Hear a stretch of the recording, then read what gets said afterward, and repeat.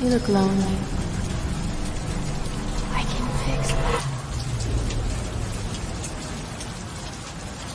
You look like a good job. Ready? Go. Go. Go. Oi, oi, oi, oi. More energy, more energy, more power. Oi. Bloody hell, mate. Oi, oi, oi, oi. Oi, oi, oi. Oi, mind up. Oi, yeah. More energy, more power. Oi, oi, that was mad. More passion. More passion. Let me see that footwork. Footwork. Give it to them. Give it to them. Give it to them. More passion. More energy. More passion. More energy. More energy. Well, and this is more energy. You know what this is. Where the good times happen. I don't know, whatever it is, it's not right on the teleprompter. I don't know what that is. I've never seen that. No, there is. We are going to do Sting, yeah. Okay, but Okay. now I can't read it. There's no words on it. Okay. Ready? Sure. There's no words there. To play us out. What does that mean? To play us out. Sting is going to do. It's a video. Sting video. What is for credits? I don't know what that means. To play us out. What does that mean? To end the show? Yeah. Yeah. All right, go. In 5, 4, 3. That's tomorrow, and that is it. Okay. In 5, 4, 3. That's tomorrow, and that is it for us today. And we will leave you with a. I can't do it. Okay. We'll do it live. Okay. No. We'll do it live. Fuck it. Do it live. I'll write it, and we'll do it live. Right. Fucking thing sucks. In 5, 4, 3. That's tomorrow, and that is it for us today. I'm Bill O'Reilly. Thanks again for watching. We'll leave you with Sting and a cut off his new album. Take it away. Huh? Yes! Hell yeah! Hey, come on, baby! Come on! Yes! Come on! Ah! Do it! Just do it! Don't let your dreams be dreams. Yesterday, you said tomorrow. So just do it! Make your dreams come true! Just do it! We obviously didn't communicate clearly. We're here to discuss your surrender, not mine. Tú eres tan romántico molestando con una vipa. Me preguntas si te quiero. Yo te digo que no estoy lista y no quiero comenzar. No hay nada que pensar. Yo te dejaré atrás. Mientras gano más y más. No estás en mi nivel y tú no eres obligación. No estás motivada y tú aburres mi corazón. Eres un idiota sin inteligencia y razón. Entonces déjame tranquila y te escriba tu canción. Tú eres tan romántico molestando con una vipa. Me preguntas si te quiero. Yo te digo que no estoy lista y no quiero comenzar. No hay nada que pensar. Yo te dejaré atrás. Mientras gano más y más. No estás en mi nivel y tú no eres obligación. No estás motivado. Corazón. Eres un idiota sin inteligencia y razón. Entonces déjame tranquila mientras escriba tu canción. Estoy aquí a disfrutar. Estoy aquí pero quiero gozar. Si quieres a mí pero vamos a bailar.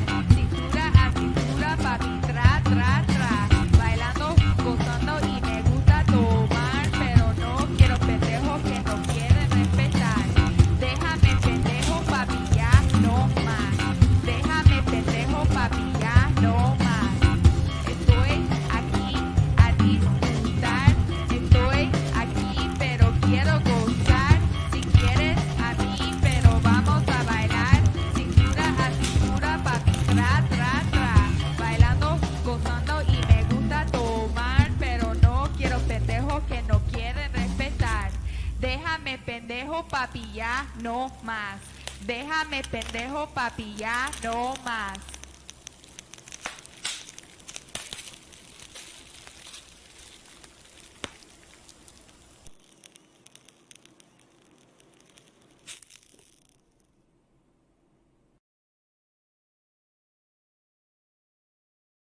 What? Is up, everybody? It is your boy Luis Martinez, aka Epic Chief Burrito, and we are live on Wednesday today, yeah.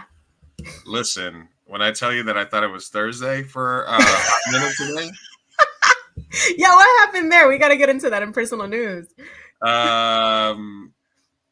Mi Gente Show, live and direct from San Diego, California, the Burrito Lounge in Chula Vista, California. Myself, Big Chief Burrito, with my beautiful co-host, Miss Sofia Carrillo. That's me. How you doing today? Happy Mexican Independence Day. Woo woo! Yeah, that was this week. It's that's why I wore this sweater. You know, I gotta represent my people. I got the little Mexico in the back. You can't really see, pero ahí está. I was confused because I thought it was Cinco de Mayo. I hate when people think that. I mean, just kidding. All the white people were super confused today. Like, what? It's September. That is my favorite pastime, is telling people that the actual Mexican Independence Day, it is indeed not Cinco de Mayo. No. That and telling them that the Caesar salad was invented in Tijuana, Baja California, Mexico. Yeah. Those are my fun facts. That's all I got. Those are your That's all I got. There's nothing left after that. We'll tell everybody about my debacle earlier today in trying to be a good pet owner. But we got a good show today because we have a very special guest that's joining us today. Yeah. And I have a video queued up of some of his work. So we're going to watch that real quick and then we're going to bring him on. You know, there we go. Let's do it that way. All right, here we go. Which one you like better? That one or this one? Sure, like the other one. I like the other one. For an introduction, the bigger one. The bigger one, like this? There you go. All right, go do it. Así con drum roll.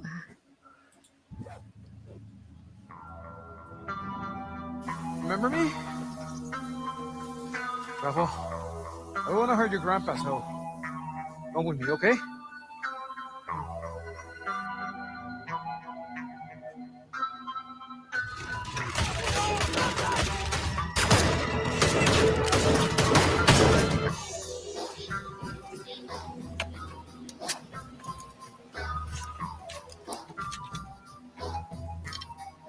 Tell him I'm the chief. He's aware. Good.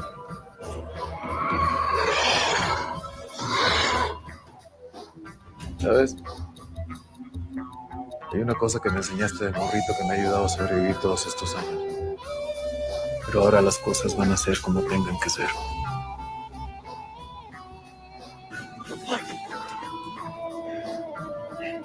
Take your ass.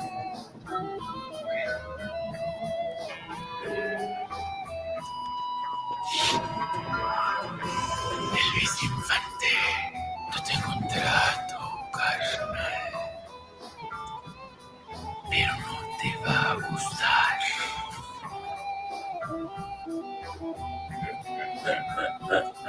Tú ya estás muerto.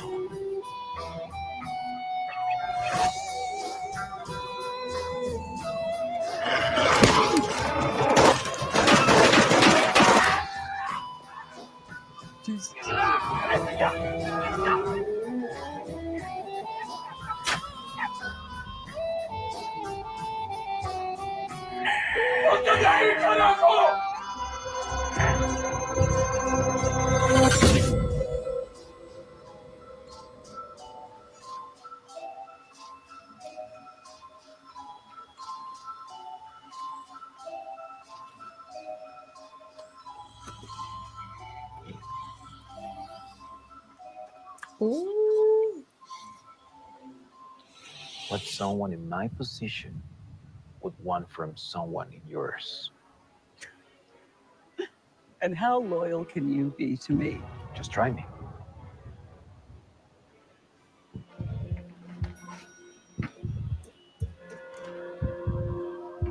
Serán pendejos.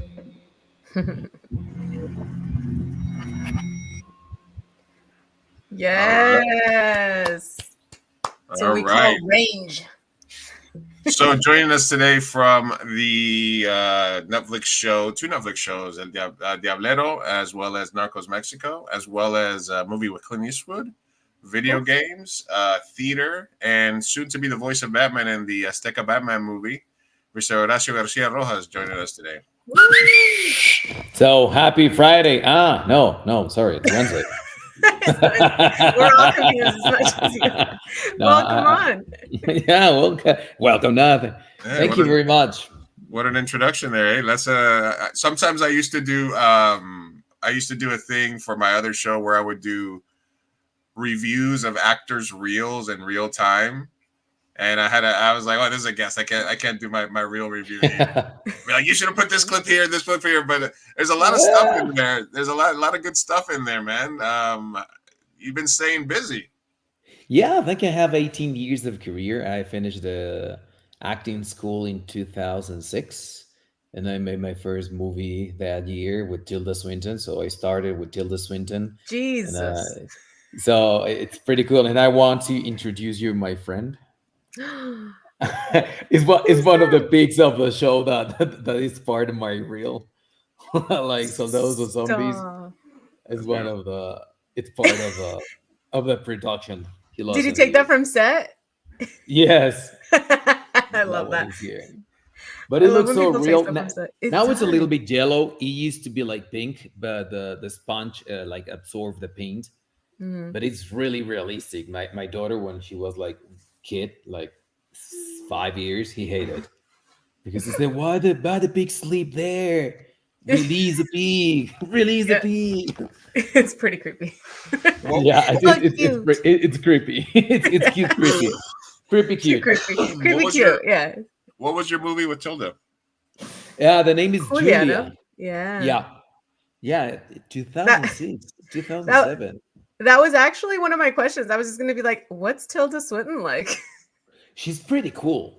Yeah. She's really nice, and she's really humble, and she's one of the greatest partners in scene I ever had.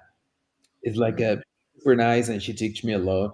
I was really nervous because it was my first it was my first in a lot of things. It was my first professional job as an actor, and it was my first time in front of the camera because I studied the acting school at as a theater, and I just made like theater, and then that it was the first time in front of the camera. And she looked at me and she told me like, okay, you're nervous? Yes. Why? Well, because it's my first movie, and because my first movie is with you. With you. You're one of the greatest actors of the history. And she told me like, well, you're Mexicans, you love dance. Yeah, but this is like to dance. We need to dance together. Even the scene is really violent, but we need to dance together, and we need to take care of each other and enjoy the fiction. And you need to connect with me, and I need to connect with you, and let the people do their work. Like DP is gonna put their camera when they need it, and the director, like in a metaphor way, he's gonna put the music. But we are the dancers. So relax, focus on me, and I'm gonna focus on you. And that's really nice from somebody like her, you know. Mm-hmm. Yeah, because she could have very well just showed up on set, not talked to you, set action, waited, did her job, and left. I love when actors are giving like that, and you know, like when they were doing. Go ahead. We're humans. Yeah. And we like to work with humans as well. So I think that's the best part of to be an actor. It's like to connect with the other human in front of you. Mm-hmm. Alejandro Jodorowsky, he said that acting is the other, not you. Yeah. So you need to focus in the other, and the other is going to focus in you. And when those energy are there, the magic is in the middle. Mm-hmm. What techniques or what method did you study when you're acting? Well, it depends. Every teacher has their own method, and you're like we said, like you do your own recipe of your acting skills. So you take some things from one method and some things from another, and any project needs different things, you know. Mm-hmm.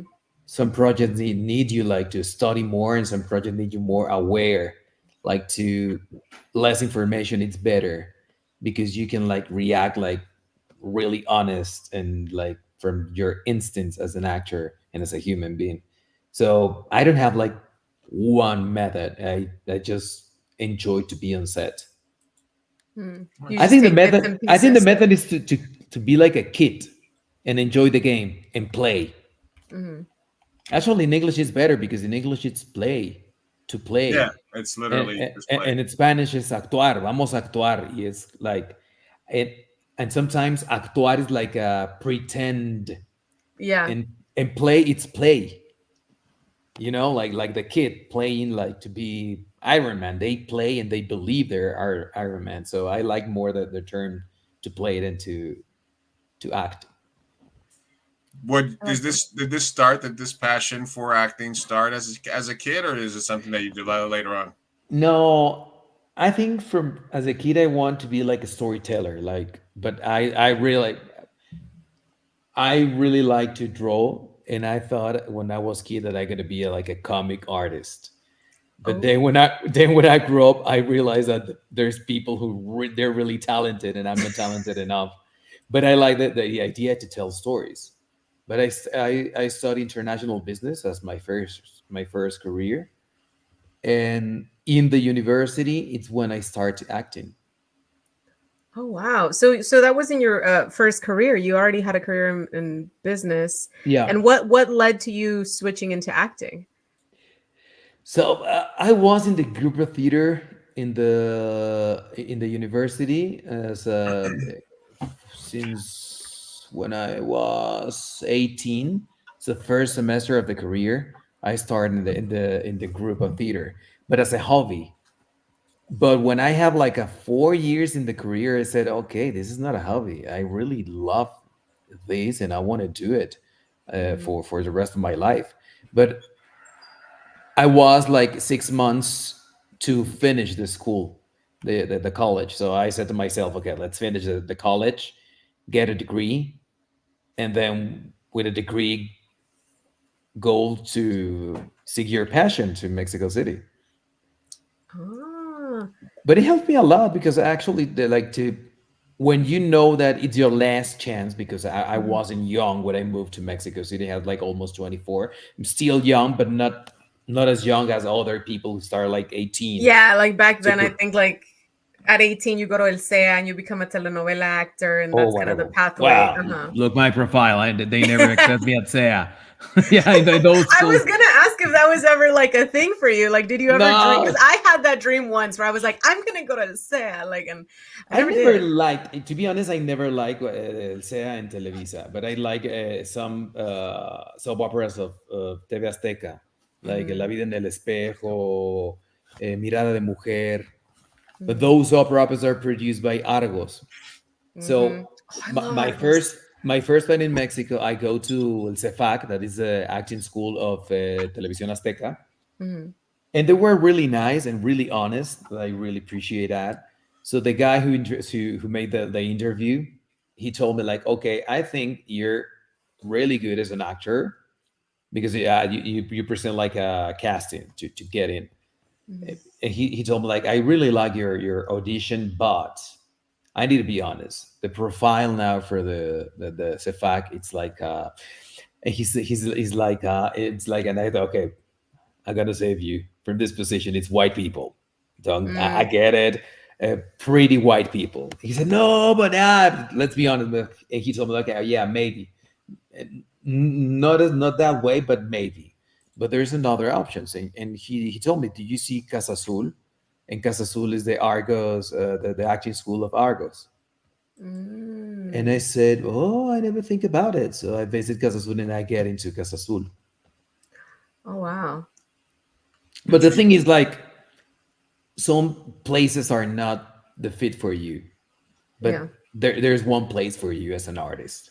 You need to find that place. Oh man, I love that. And Argos does more like I would say more serious filmmaking in Mexico as I mean in comparison to Televisa who does like the more like telenovela, over dramatic kind of stuff. Yeah, I think of the people who has like my age. I'm 44, Hmm. but in the like 20 something years ago, Argos with TV Azteca, they launched Mirada de Mujer. That is like a big change from the narrative of the telenovelas and soap operas, Hmm. because it was the first telenovela that it looks like real. There's not a bad guy who speak this way, and there's people with like problems in their day by day life. And the story is really nice. For those who doesn't remember, Mirada Mujer is one old lady, and he get divorced because his husband cheated her, and she fall in love to a guy who's pretty younger than her. Mm-hmm. So that's like a big hit for Mexico. And they hire a lot of really good actors that came from the theater, not from the television. Yeah. Do you prefer the theater over film, or would you say that it's switched at this point? I think the theater is a theater. There's nothing like it. Yeah, because it's 1 hour or 2 hours, just you, the stage, and the audience. Mm-hmm. Well, all the things in the theater, but it's like the fiction starts and never ends. And the movies, you shot scenes, Mm-hmm. and then in editing, they edit the whole movie and they tell the whole story. Mm-hmm. But like theater, it's on live, it's there, you feel the energy of the audience, the audience feels You you, get one shot. and you have one You get shot. one shot a night to get it right. And every night is different. It's you know? different. Yeah. You're different. Your energy is different. Yeah. Your day affects you in different ways. So every night it's like a different chance to explore something different, and that's like really really powerful for the actors. But movies and now series, you have the chance to connect to the whole world. Mm-hmm. over a longer period of time. Yeah, Guys, and you're always there. always, Yeah. yeah, and it's Their evergreen. movie's They gotta can, be. yeah, they can see your performance 10 years from now, 6 years Yeah. from now, when they're clicking on something to look for. Yeah. Guys, we're live here with Horacio Garcia Rojas. If you have any questions about his role upcoming as the voice of Batman, about working with Tilda on his first film, or Cry Macho, even Diablero, Reina del Sur, a bunch of other things that he's been in, general acting, go ahead, put them in the chat where we're going to Now I have two big shows too. I have a really successful show on Netflix, Accidente. Yeah, it was a big hit. Now, I think it was the most watched show the last week, like non-English show. Oh, so it's a new release then. Yeah, they released like 3 weeks ago, I guess. And I have another show on Apple TV, the first Mexican show for Apple TV, and Islas Azules. And we are now in the 8th or 9th episode. Oh, wow. They released today the 9th episode. All right, we got Mario Quart from Wisconsin saying, hi, saludos desde Wisconsin over on Instagram. Thank you for joining us. Saludos, Mario. bandita. And then we have a question here from Edgar, who says, can we expect any more seasons of Diablero o ya cerraron El Changaro? Voy a llorar en Diablero. Oh, no. No, stop. Yeah, they closed the Changarro. Well, I'm not gonna say forever, because a lot of people of the show, we want to bring back the show. We don't know how, we don't know when, Mhm. but it's something that we want to do. Isn't that Because- so Netflix, though? Mhm. Well, but the platforms are have their own measuring, The But- algorithm. But I think the algorithm. But I think like Diablero, it was like a big hit for the Mexican television, and I think it's a bigger hit in the States Mhm. than in Mexico, because I feel that it connects more with the people who cross the border, who have this different vision from what is Mexico. In Mexico, it's people like us. 75% of the population in Mexico were brown skins, and well, not just Mexico, in all Latin America. And what we see in television, it's people who doesn't look like us. So when you have a show like Diablero, that it's the main characters, they have this big nose, this face, this color of the skin. They speak Nahuatl, and Mhm. all the narrative connects with who we are as Mexicans and as Latinos and as a human being. So that, I think that's the power of Diablero. And it's one of the first shows of science fiction, dark fantasy, not melodrama, not Narcos, like something different. So it's a promise to me first and to the audience that I don't know when and I don't know how, but at some point we're gonna bring back Diableros.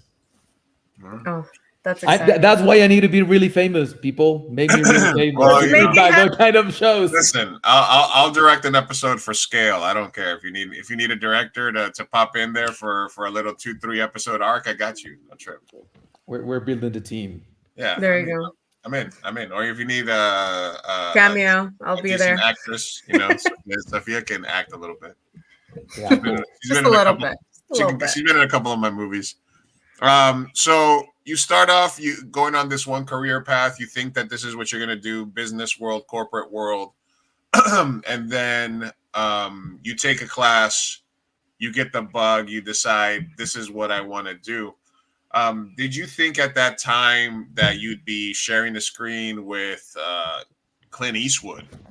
Master. I mean, did you ever watch like some of his movies when you were growing up? Of course, who doesn't? What was your favorite Clint Eastwood movie growing up? I think $1 Million Baby. I really love Bucks. Okay. I was about to say one of the westerns, but that's a great one. I really like the westerns, but I connect really hard with the $1 Million Baby. The idea of the underdog, and then the drama and the destiny, what the destiny wants from you, and I think it's like really powerful drama. But of course, the Unforgiven, it's like when you watch those movies. It's like to see him there is like it's great. So to work with him is like a dream. To be part, because I'm part of the history now, because he's part of the history of not just Hollywood, the worldwide cinema. And something that I was gonna do is like we do like the 6 degrees of Kevin Bacon, where you try to connect an actor through a role, but you're already connected to Clint Eastwood. So why would we play a Kevin Bacon game where you're like connected to Tilda, you're connected to Clint, you're connected to people that you acted with in Narcos. So you share some screen Oscar time. Isaac, Andy Garcia, Bill Paxton, Brendan Fraser, Jeffrey Dean Morgan. Yeah, that's like you do it in a lot less than 6 degrees. That's like, it's like you probably were in a movie with Kevin Bacon. We just had, or you will be at some point. And then you branch out. You're still, you're in all these shows. You're getting consistent work, but then you're also getting, alternative options to do. Because the way I met you is you were acting in a video game that independent video game that's sort of a Grand Theft Auto, but set in like Aztec culture. Can you tell us a little bit about delving into that area as a theater actor? Does the theater actor part of that help you the most in that, like against the green screen and stuff like that? Yeah, of course. You know, it's more than just that. It's like to create a fiction, like to create this atmosphere where everything is this place where when everything is possible. So the fiction is like something for us, like it's the most important thing. So in the theater, you create the fiction sometimes with any other element, just one chair. Sometimes they give you one chair and one light, and that's it. And it's you, the text, the direction, and the audience. So when you leave that when they put you in the set, they give you much more elements. So it's gonna be much more easy to create a fiction there. And for me, the video games, it's a new narrative. So now we're watching video games that they tell better stories than the shows. Sometimes we play some video games because, of course, the entertainment, it's nice to play there, but at the same time, the story of the video game, it's pretty nice. Yeah. That's why Hollywood now is looking to the video games as IPs to bring those ideas to the big screen.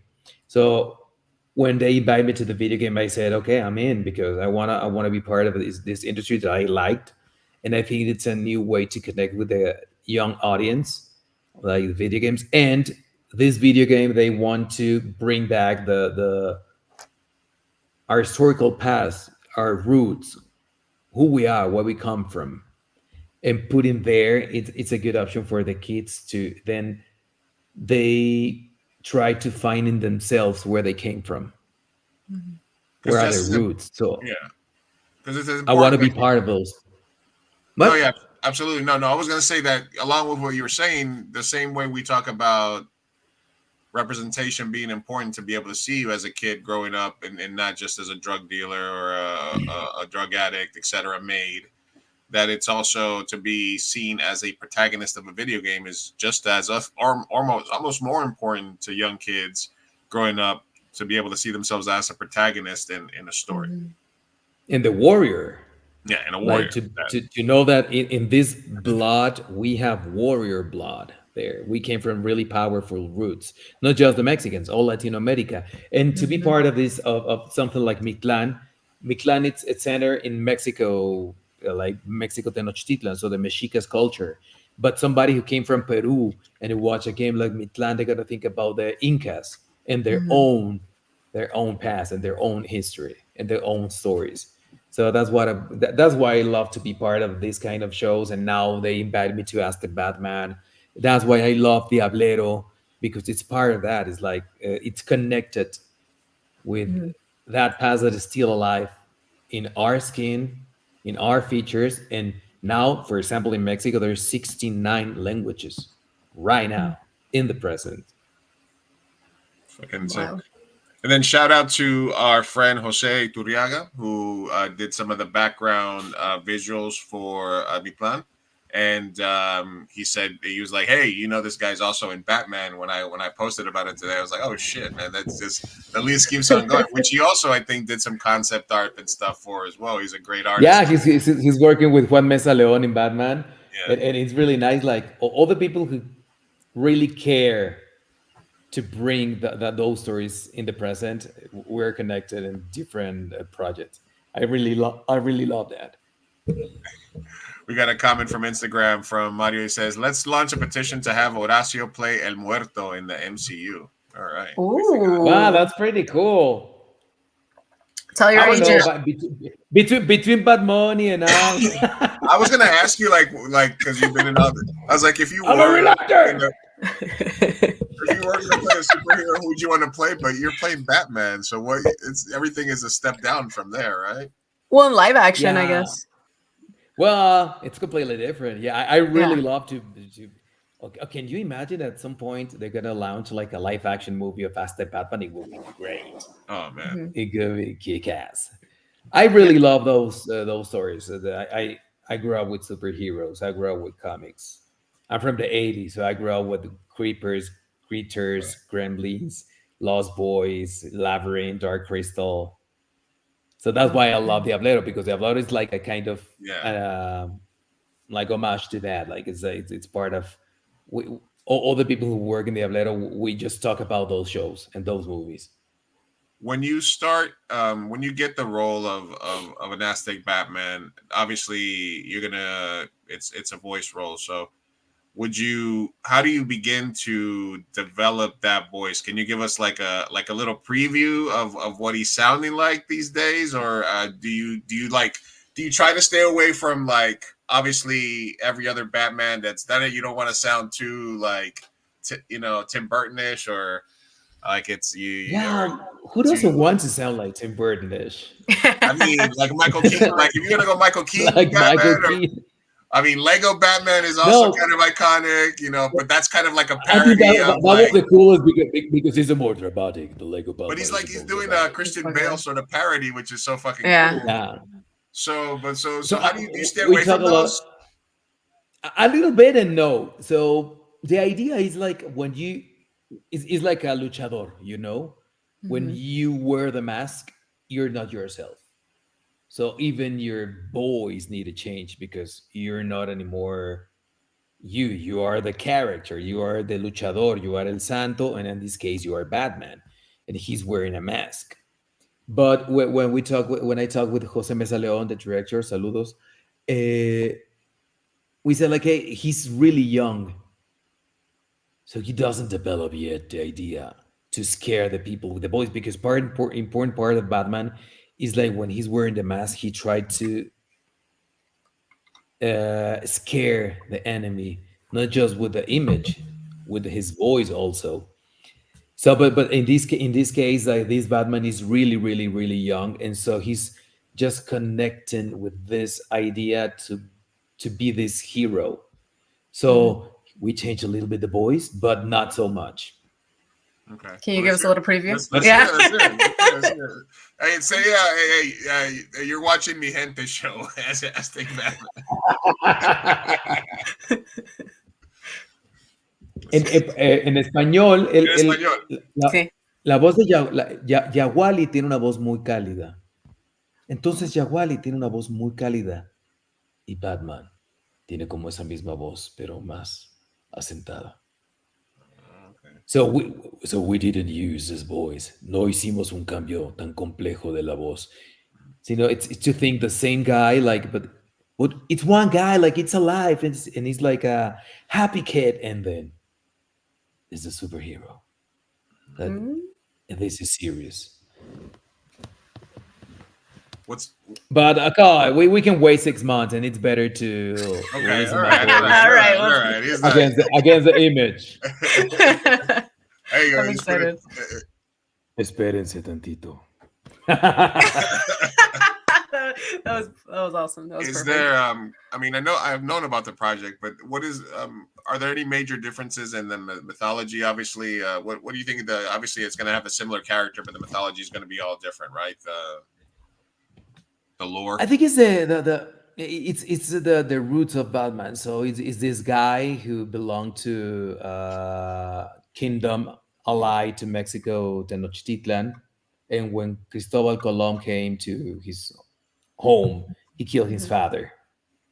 So he did run away, and he was like ¿cómo se dice? Escondido. Hidden, yeah. That he was hidden in the temple of Tzinacan, who is the bad god, el dios murciélago. And then there he developed the idea of the vengeance, but he understood that it's justice, not vengeance. So it's like the part of the beginnings of Batman, but this is set in 21 in Mexico, Tenochtitlan. En la caída de México, Tenochtitlan. So Two Faces is Hernán Cortés. Oh my god, that's amazing! I'm so hyped for this. It's really cool. I think it's really cool. We know that maybe some people is gonna hate it because you're touching his favorite character, and some people doesn't like that, and I understand. But at the same time, it's not the same story, so it's not canon of those stories. Like it's an else world. What if, like Marvel? No, Marvel said, "What if?" It's like something like that, like. What will happen in those days? There's like kind of Batman there. That is to fight against the Spaniards.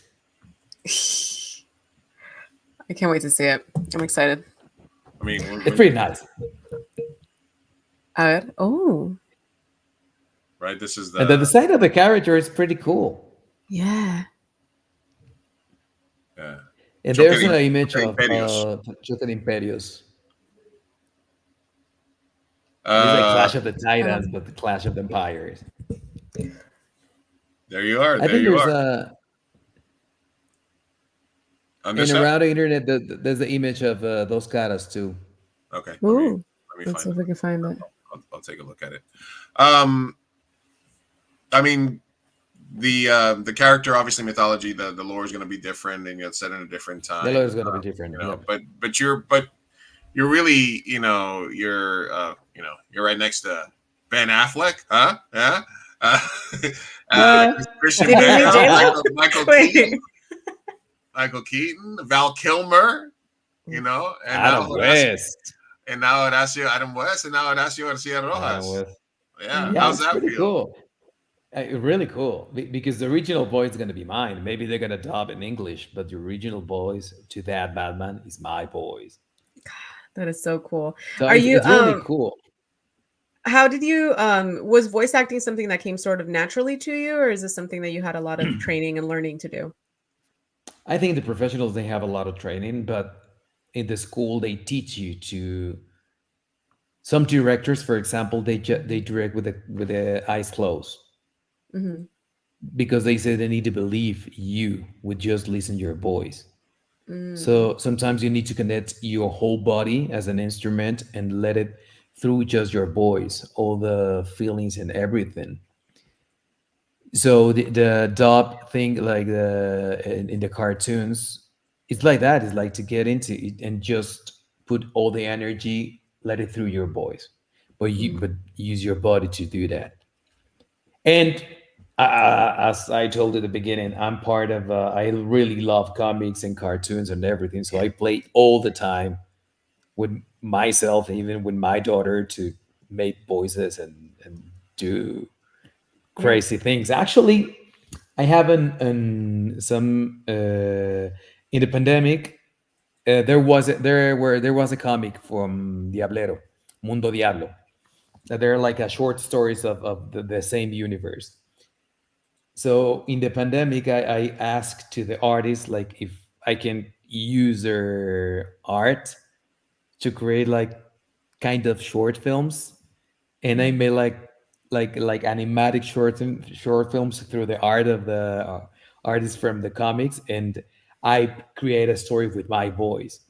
So if you get into my page and YouTube, you can find some of them. And actually, I can send you one if you want to put it Sure. for Send the link. your audience. Yeah, just It's put it really in the, cool. Put it in the private chat. I'll pull it up right now. You have a YouTube channel? Yeah, but I just have like some videos. I don't have like anything. Oh, okay. It's not like you're not a YouTuber or something like that on the site. It's kind of for your reel and where you put your content. While you're looking for that, I'm gonna play the Mictlan video. Not now, but I have some ideas to open a channel. Okay. Ooh. Talking about these things like geek things. Would you do like sketch on it? Sketches? Like would it be film centered or? No, I want to open a channel to talk about the geek world from different perspectives. Okay. Oh wow, I love that. And with creators in the industry. Would you ever consider doing your own podcast? Sorry, I'm like asking a ton of questions. Last one. Would you ever consider doing your own podcast? Maybe I don't know. Okay. I really love it. I'm from Veracruz, so we love to talk. So I can talk for hours. I feel you. The Horatio hour. Yeah. Just 1 hour a day, you talking live. Boom. There you go. All right, let me let's as I'm waiting. I'll get that video for you in a second, but let's take a look at some of the Mictlan, an ancient mythical tale. Let's do it.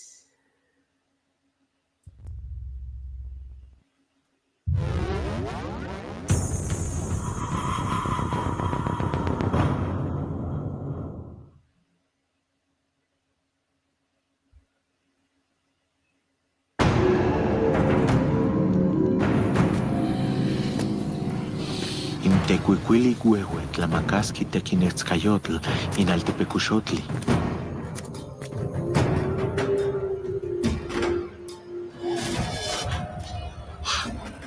Inotlatlanochi, intlatelchihuanti inotlatlanochi.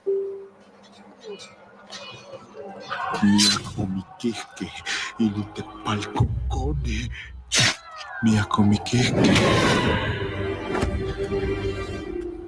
Tlatlahuilistli pampa, ixamiquillo.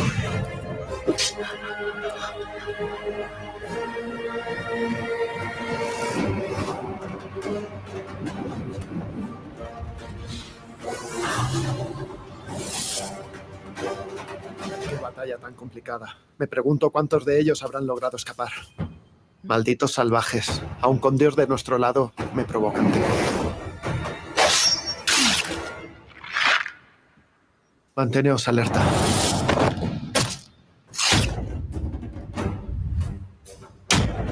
¡Auxilio! ¡Auxilio! Love a good conquistador murder. I know, I'm enjoying this a little too much. ¡Viva México! Conquista murder. Soldados, a mí. ¡Atacar!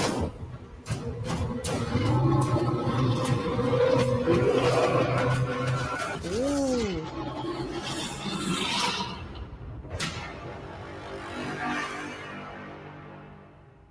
That's good. There we go. I hope they'll launch it one day. Well, I mean, we were talking about it when we've been waiting for like literally like 10 years for Grand Theft Auto 6, and it's still like supposed to be out this year, and they're like, actually, we need one more year. But then again, it's gonna make like $50 bazillion. So they're taking their time with it because they're also at the same time their old video game is still making billions of dollars every year. So they have the right, or at least the privilege, to take their time with it. Yeah. I'm gonna pull up that video that you sent us real quick. We'll go get that going. And wait. Oh, I was gonna ask a question. Is yours relevant? Because mine is random as hell. I'm just curious. Go ahead. Let's go random. Okay. Let's I always just go wanted random. to know, what is your worst, if you have one, audition experience?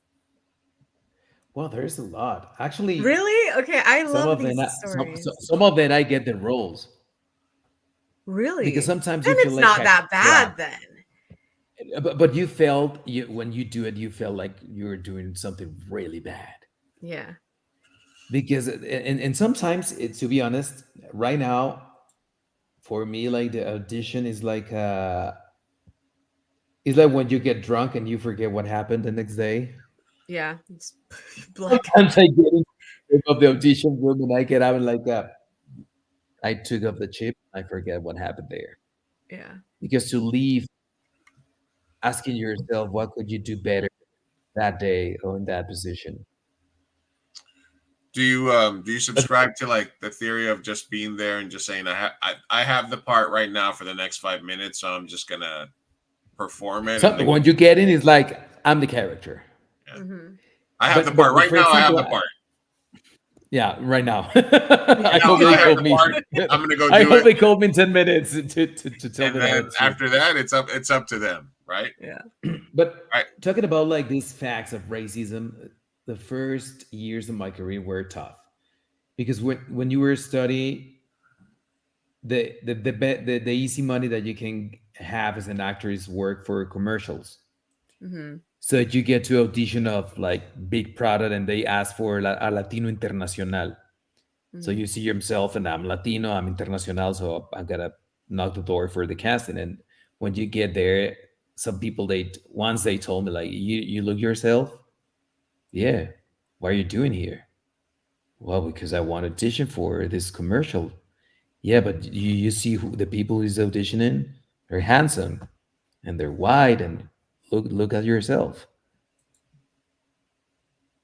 That was like 20 years ago. And it's really hard because when you are young and when you're studying the acting school and somebody tells you like you're not handsome because you're not white, because you look like un pinche indio, it makes you feel bad. But the good thing is that in this career, they push you to look yourself into the mirror and to talk with that image, and to when you look that image and you said, okay, yeah, I'm a pinche indio. Yes, I am. Yes, I am. Mm-hmm. And I'm proud of that. But at that point, it's hard. Yeah. So then you know that I don't want to touch those doors anymore. And they're open another doors. But I was Elvis Infante, a Demon Hunter. Mm-hmm. And that's much better than to sell refrescos in the big screen. Exactly. But at some point it's really hard. Listen, you know who's got a real comfortable life? Flo from Progressive. She's my dream. You get that Flo money, you do one commercial, but I wonder why she doesn't like do like movies or stuff now, because I mean she just does her Progressive commercial, clocks in, clocks out, collects that check. And chin chin chin chin chin chin.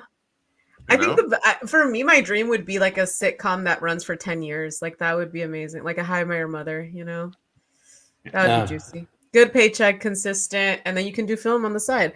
That would be perfect. What is I like those shows, but I don't know if I can be the same character for 10 years. True. I think part. Yeah, I think For that's also. me, I think that's also partially why these actors start directing their own episodes eventually and start branching out. Because they try to get fun because like I gotta do the same jokes. yeah, At least, well, if you talk about like Game of Thrones, that's completely different because the arc of the characters it's really complex. that's true. But in this show, like Modern Family, is the same character for 10 seasons. Yeah, There is a good money, true. of course, but for me, I like to play. You like to play. It's the excitement of Yeah, being an actor. Every project is a completely it's different world. different, and the Yeah. character is different, and demands different things from you. Mhm.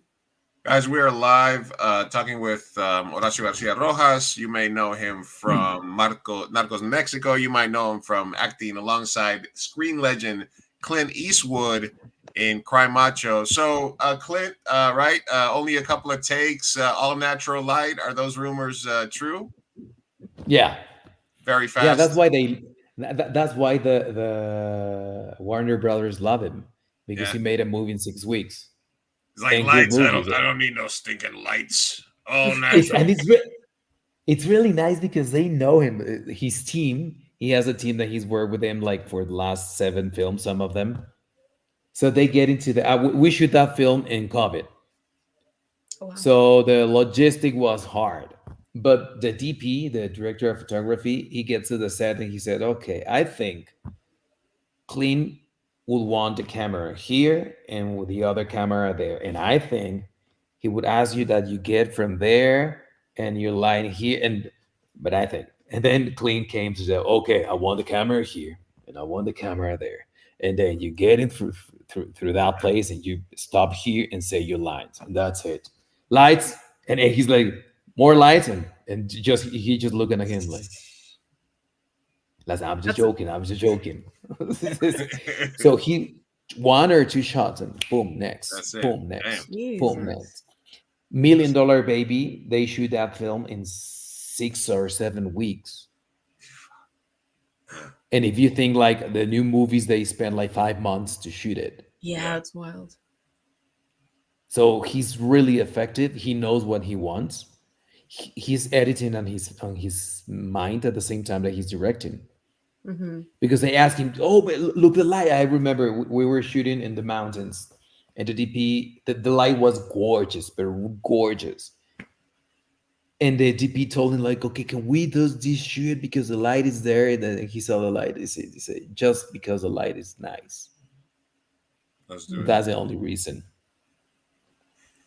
All right, And that shot is in the film. But he said like just because the light. And the other day he said no. I'm not gonna need it. I'm not gonna use it. Let's move. He doesn't have time for this. He's like, I ain't got time. No, he has idea here. He's editing. sorry. He's editing here. One of the biggest mistakes filmmakers make is getting too much coverage. And I was speaking to a young filmmaker the other day. Actually, that when I was with Jorge Gutierrez from Book of Life at ChicanoCon, and he's like, he handed her off to me because she was asking him about movie, and she's like, well, Luis is a filmmaker, and then she pulled out her phone and showed me her first film, which is always great. And she had this one scene of a guy getting up in the morning, smoking a cigarette, and putting his shoes on, and walking out the door, and she had like 11 angles, and I was like, I'm like, are you showing off, or what do you think? You're like, that angle was great. You could have shot the whole scene. You know what I mean? So that is fun.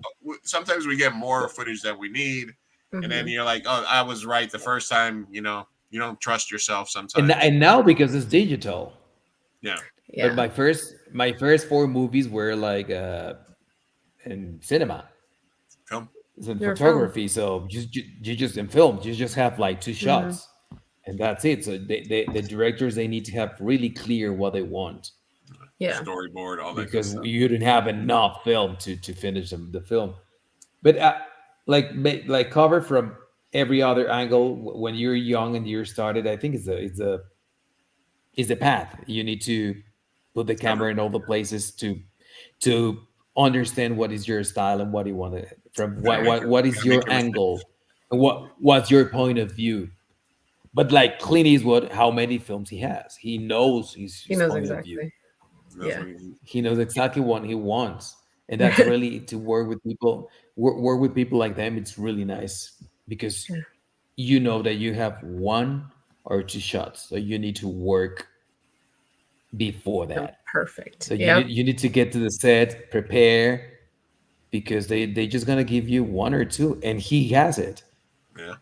As an actor, he has it. So I wonder if he took more than 2 shots of his sex scenes, though. Because I mean, I don't know. Maybe like, hey, I don't know. we can do one more. I don't know. Actually, let's not keep the camera rolling. Oh god. Keep it rolling. We do one more for. Let's do 6 more for safety. Just 6 more shots for safety, and then we got it. But you never do that. But I want it now. Now I want it. The lighting was off. I'm gonna let our audience know I'm posting the link here because for some reason Instagram cuts off our live feed after an hour. So just giving you guys over on Instagram. If the feed ends, you can follow that link and catch us over on YouTube or on we're on Facebook on Mi Gente Show or the YouTube channels. Just for Hella Chismetazi, Johnny, Mario, everybody over, Alex that's watching over on Instagram. Once the stream ends there, you can come over. No rehearsal either for Clint Sedgar or Can you do a walkthrough something? No, nothing. Some scenes he rehearsed, okay. But like a really light because it's like he wants to. He told you that don't put emotion there because I want emotion when we're shooting. But look, to have clear the rhythm, and if there's like all the movement in front of the camera, like all the choreography, but blocking. Right, the blocking, just the blocking and blocking one rehearsal and then boomba. Right, and God, that's awesome. And I'm working with Clint Eastwood. You want more, you know? Oh yeah. You want to savor it. You want a funny story to tell. Yeah, you're the teacher. Again, let's do it again and again and again and mess again. Mess up a take one time, so he has to do it again. This take because I flubbed my line. This take is perfect, but can we do another version of the take? And then no. Okay. Can I improvise one? No. No. Hey, you should just bother him. He's like, hey, Clint, when can I get this for my reel? What? What's talk that? Talk to the editor. All right, let's play this clip from Horacio's YouTube channel.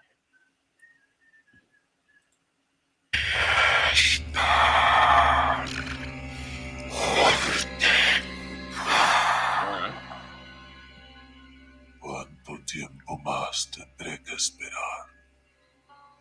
¿Cuánto más?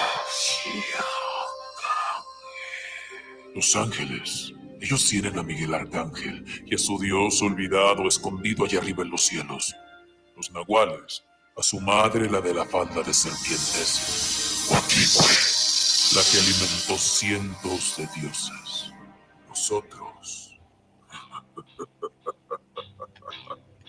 Nosotros tenemos a un mentiroso. Se nos prometió libertad y recibimos exilio, polvo y ceniza sobre nuestras cabezas, añorando lo que no otrora tuvimos. Habremos de volver y suplicar por clemencia, restauraríamos a nuestro viejo rey. Jamás. Dolor y placer, milenios buscándolo, un nuevo rey, el Mesías negro. Venimos al nuevo mundo en tregua con Miguel Arcángel. Seducir a los hombres es cosa de demonios. Todos estuvimos de acuerdo en ello. Fructificad y multiplicaos. Procrear abundantemente en la tierra. Plagarla de humanos. Se suponía que seríamos dioses, que construiríamos bosques en medio de ciudades. Fuimos engañados. El hombre no puede ver nada bello. Todo lo quiere para él. Destrucción y sangre. Su único legado. ¿Cuánto más debe esperar? ¿Cuánto más? Rechazo al Dios olvidado y a los nuevos dioses. Rechazo mi corona y sus círculos infernales. Rechazo al hombre y su ambición desmedida, su tortura y envidia. Rechazo el viento del este. Si con esto puedo obtener una sola misericordia, ver con mis propios ojos aquel que habría de venir y traer consigo al único y verdadero Rey de los demonios. Si te veo, será para atraparte, no para traerte un mesías. Intra, incula yubesme. There you go. Sheesh. You did the That was illustration. amazing. I have like 3 clips. Okay. This one and other two, and I was really bored in pandemic, so I was like doing these things in my home with my computer and my cell phone, and taping the voices. And I have a friend in Querétaro, and he told me, "Okay, I can make the music. Okay, let's just put the music together."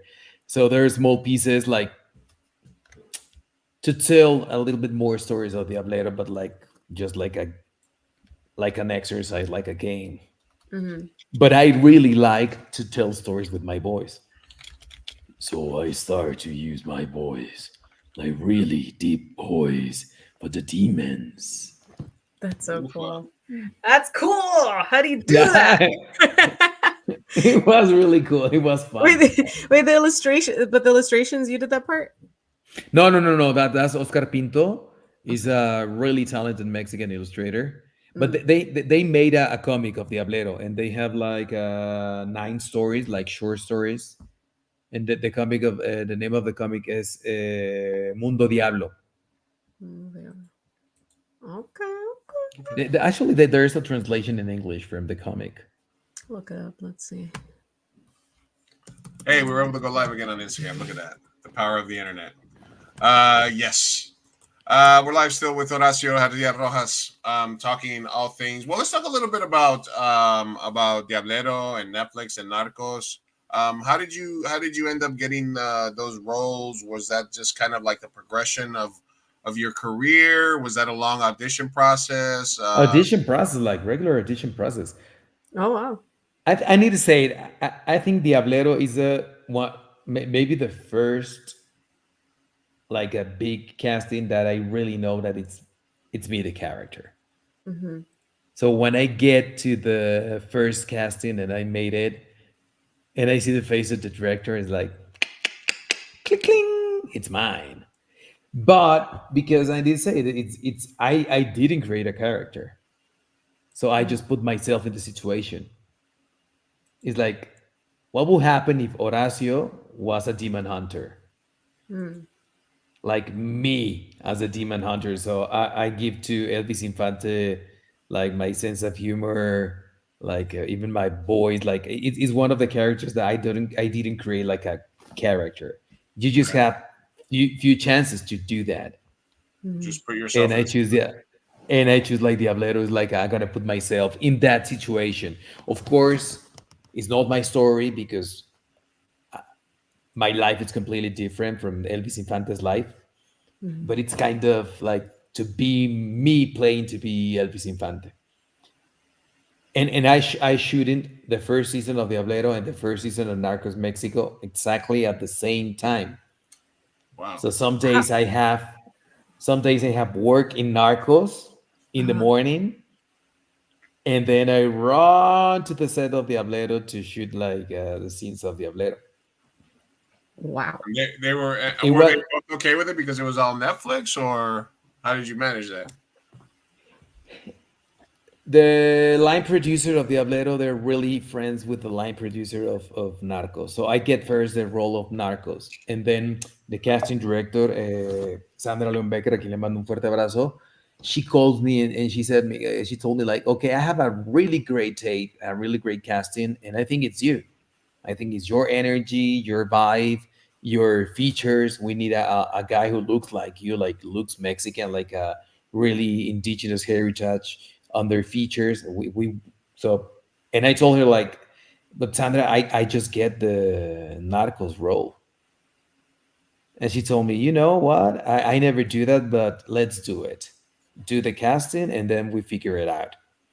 Oh wow. And when I finished the casting of Diablero, I said, "Oh shit, I really want to do this. I really want to do this." So I passed to the second audition, and then they called me for the callback, and then I received a call from the producer, and Sandra Solares.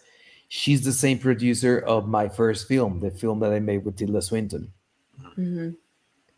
So I told her, like, Sandra, I have this situation. And she said, okay, let me call Rafa Cuervo and let's see if we can fix it and if we can manage the situation. Wow. And it works. I was like 5 months with no life, no Oh my life at all. god. I, 5 I didn't months. see my daughter.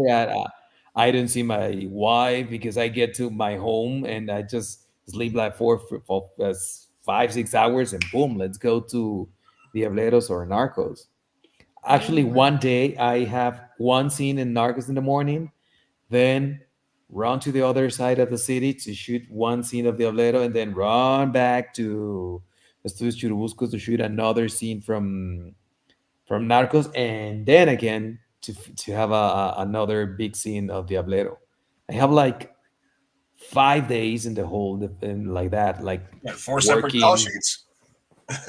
like working 18, 19, 20 hours in a row. Wow. And, Logistically, and how I does was that really even work? tired. Oh my god, I It was a bet. pain in the ass, and in Mexico City, it was crazy. But well, Narcos is a really, really big show. Mhm. So there's period that they're telling another stories of the big show. So sometimes I have like available the whole week. Okay. Yeah, that And makes sense. when I have that week, like in the Diableros, like a boom, boom, boom, boom, boom, boom, boom, boom, boom, boom, boom. Right. And I what about remember my wife told me like, "You're really tired, but you're smiling at night." I was Oh. like dead, but like this. I was really happy, really tired. Mhm. Even sometimes like a DC or like pass out, like, oh shoot, like I was really tired, but I Yeah. was really happy too. now? You Yeah. never had to make that decision, but do you think that if you had to choose between one of the two, which one? Which Which one? one would you have chosen? I was curious too. I think Diable. Think that Really? That would have been a really hard choice, but Diablero. Yeah, I think I know of Narcos. It's a really big thing to build It's also a your huge career cast. in the Also, state. It's a huge cast in the States, but I think that for me, Diablero is unique, and it's part of who I am. I want to be part of shows who are connected with our indigenous heritage, and Yeah. and when you mix like indigenous heritage with dark fantasy and science fiction, for me, it's like is what I want to do. Yeah. but you're also going from a clean cut, official like a police versus sort of more rugged, like you said, a demon hunter. So just the time and makeup and wardrobe alone must have been like the biggest part of your day, switching from one character to the other, right?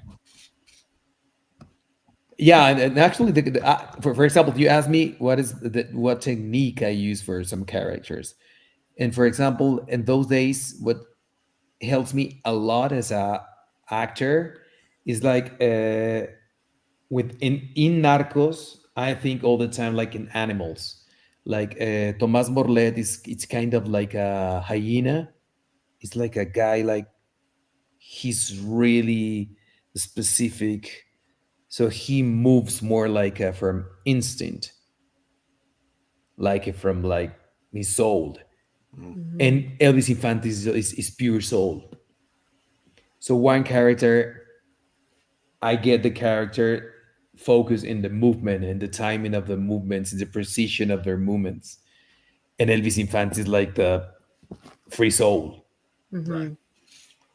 Well, I was talking So more that like helped me. That the helped me a dress. lot to But yeah, to both switch things are important. characters. Yeah. The makeup artist must have loved And you. the look, if you see the characters one next to the other, it Yeah. looks like they're shooting like with years of difference. No, and it's Yeah.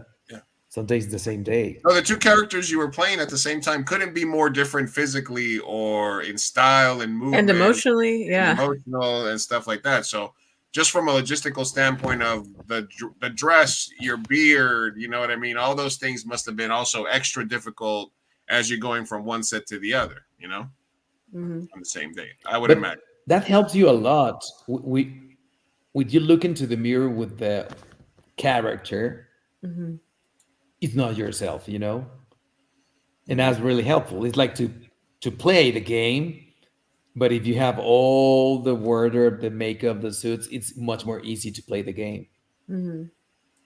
Easier to get into character. Yeah. What has been your most challenging role that you've played to date? And why? There's a small movie, Sin Vivir. The character is like it's a guy who tried to kill himself, to commit suicide, and he's in like a big depression. So it's really, it was a hard character, but at the same time they give me a lot of things to me, like to enjoy life and to try to understand why some people are on the edge of take those decisions.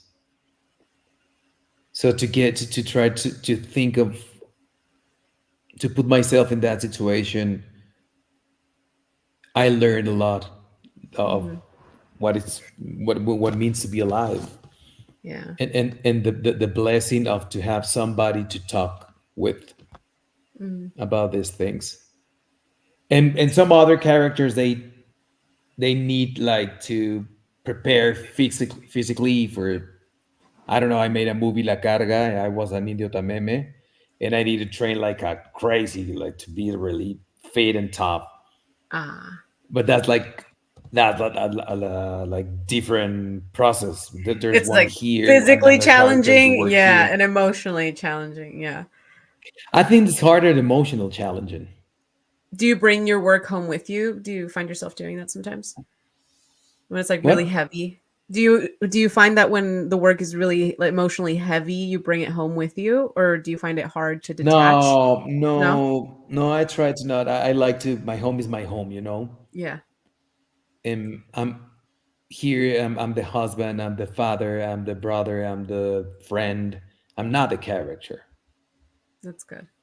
That's good. That's And at the same healthy. time, for me, it's really helpful to like cut and to try to understand what happened. Because at the same point, you need to study your lines. You can't study your lines as a character. I prefer True. study the lines as Horacio and then saying those words as a character.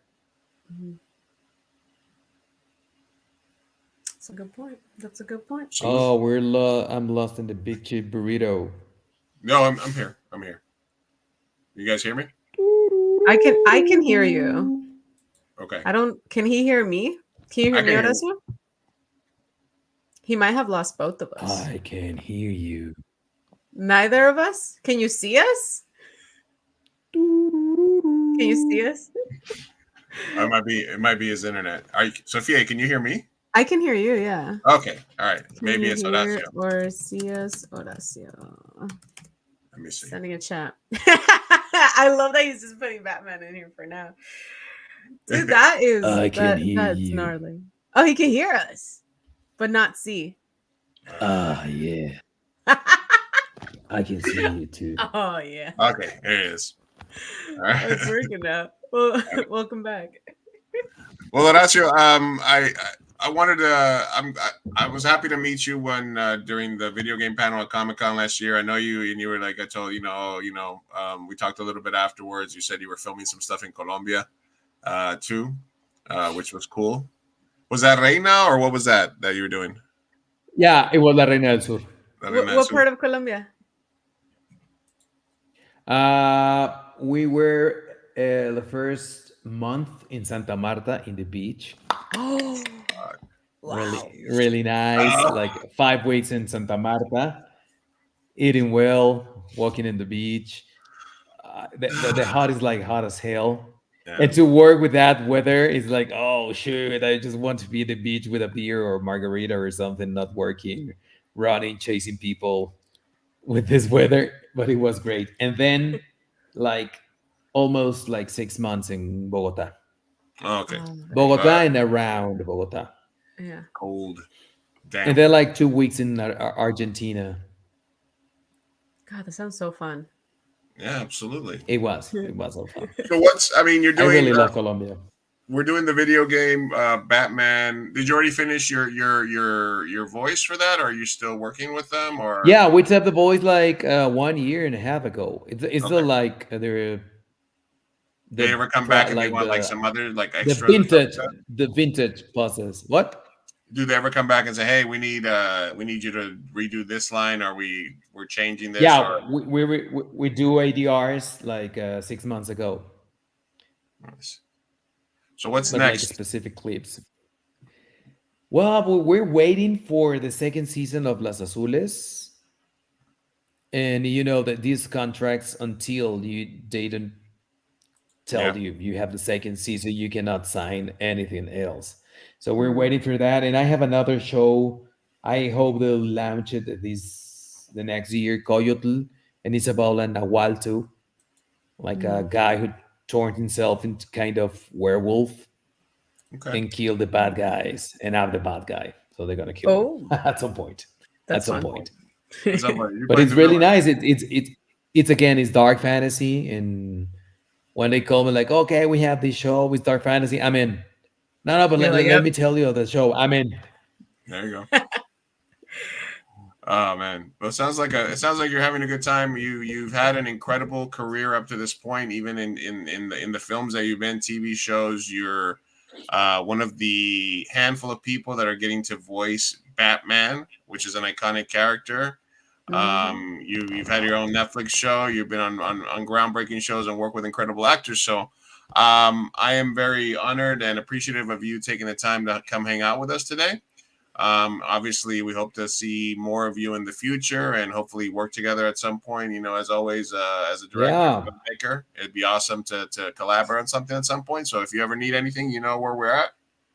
If you have anything to promote, let us know. As they say in Mexico, arrieros somos y en el camino andamos. Exactamente. Así que nos vamos a topar.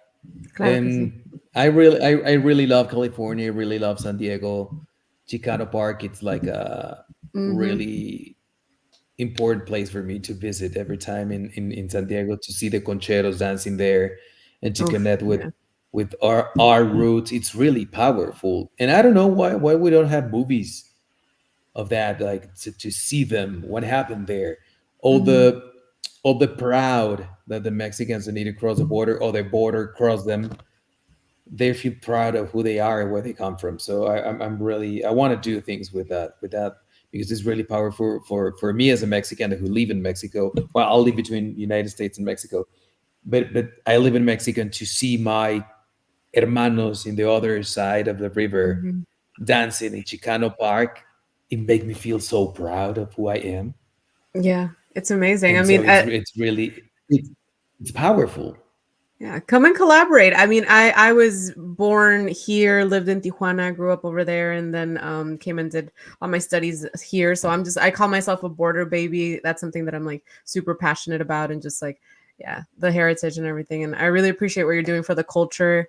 And it's cool to have someone so talented, you know, kind of like representing us. So I appreciate you. Thank you for your time, Horacio. No, thank you. Un gran saludo a toda la banda mexa, latina, México y toda Latinoamérica, todos los países que conforman la América Latina, pues somos unos. Sí. Y del otro lado del río nos damos cuenta más de las cosas que nos unen, más que de las cosas que nos separan. Exacto. Y si vienes acá a San Diego, hay que juntarnos, vamos a Chicano Park, ven a Chicano Con también, a lo que sea. Sí, sí. Hay que conectarnos. No, I'm not a Mexican, but I pay one on my podcast. Yeah, you're honoring Mexican. You're Latino, so yeah, I'm honoring Colombia, Uruguayo, está bien. Colombia, Uruguay. So, but you know, but I've been surrounded for 25 years, so. Actually, that was the thing that my daughter loves Colombia because she felt like she was in Mexico with different accent. Oh, yeah. Sí. That's what she said. This is like Mexico with different accent and different food, but it's like I felt like the vibe of the people. It's almost the same. Listen, Oh, you guys cook long cook your pork. We deep fry it. It's the beans are a little bit different, but at the end of the day, we both love avocados, so it's all. But the vibe of the people is like Yeah. it's really similar. No, and as a Colombian from, I mean, I grew up in Medellin, so as somebody from Medellin, I have a kinship with Mexicans, Tijuana. Like, there's a lot of similarities between similar Yeah. struggles, trauma, all that same stuff. So, I feel right at home here in San Diego and along, with the Mexicans. Yeah, and vice versa. When I went to Medellin, Bogota, Cartagena, like I felt so at home. You guys are you're the best, and you love us. It's like We love each other. It's "Eres like de México, yo sí." It was instant connection. Parce. Parce, aquí un Yeah, parce. it- Bueno, pues, parcero, nos vemos a rimas del parche, pues. A María, pues. Ave María, All right. pues. Nos vemos, María, pues. María, pues, Oli. All right. All right. Well, this has been Horacio Garcia Rojas. Thank you, Horacio. We appreciate you, brother. We'll talk soon. If you want to collab or anything, or whenever you're in San Diego, let us know. We'll hang out, man. Despídete. Bye, bye. Adiós. Mwah. Goodbye. Adiós. Qualioctli. Thank you, Horacio, man. Yeah, Have a good thank rest of you your for your evening, time. man. Enjoy your time with your home, with your family. Vale, vale. Besos, All right. abrazos. Cuídense. Later. Mwah. Ciao. All right. What a lovely, lovely man. What a cool guy, huh?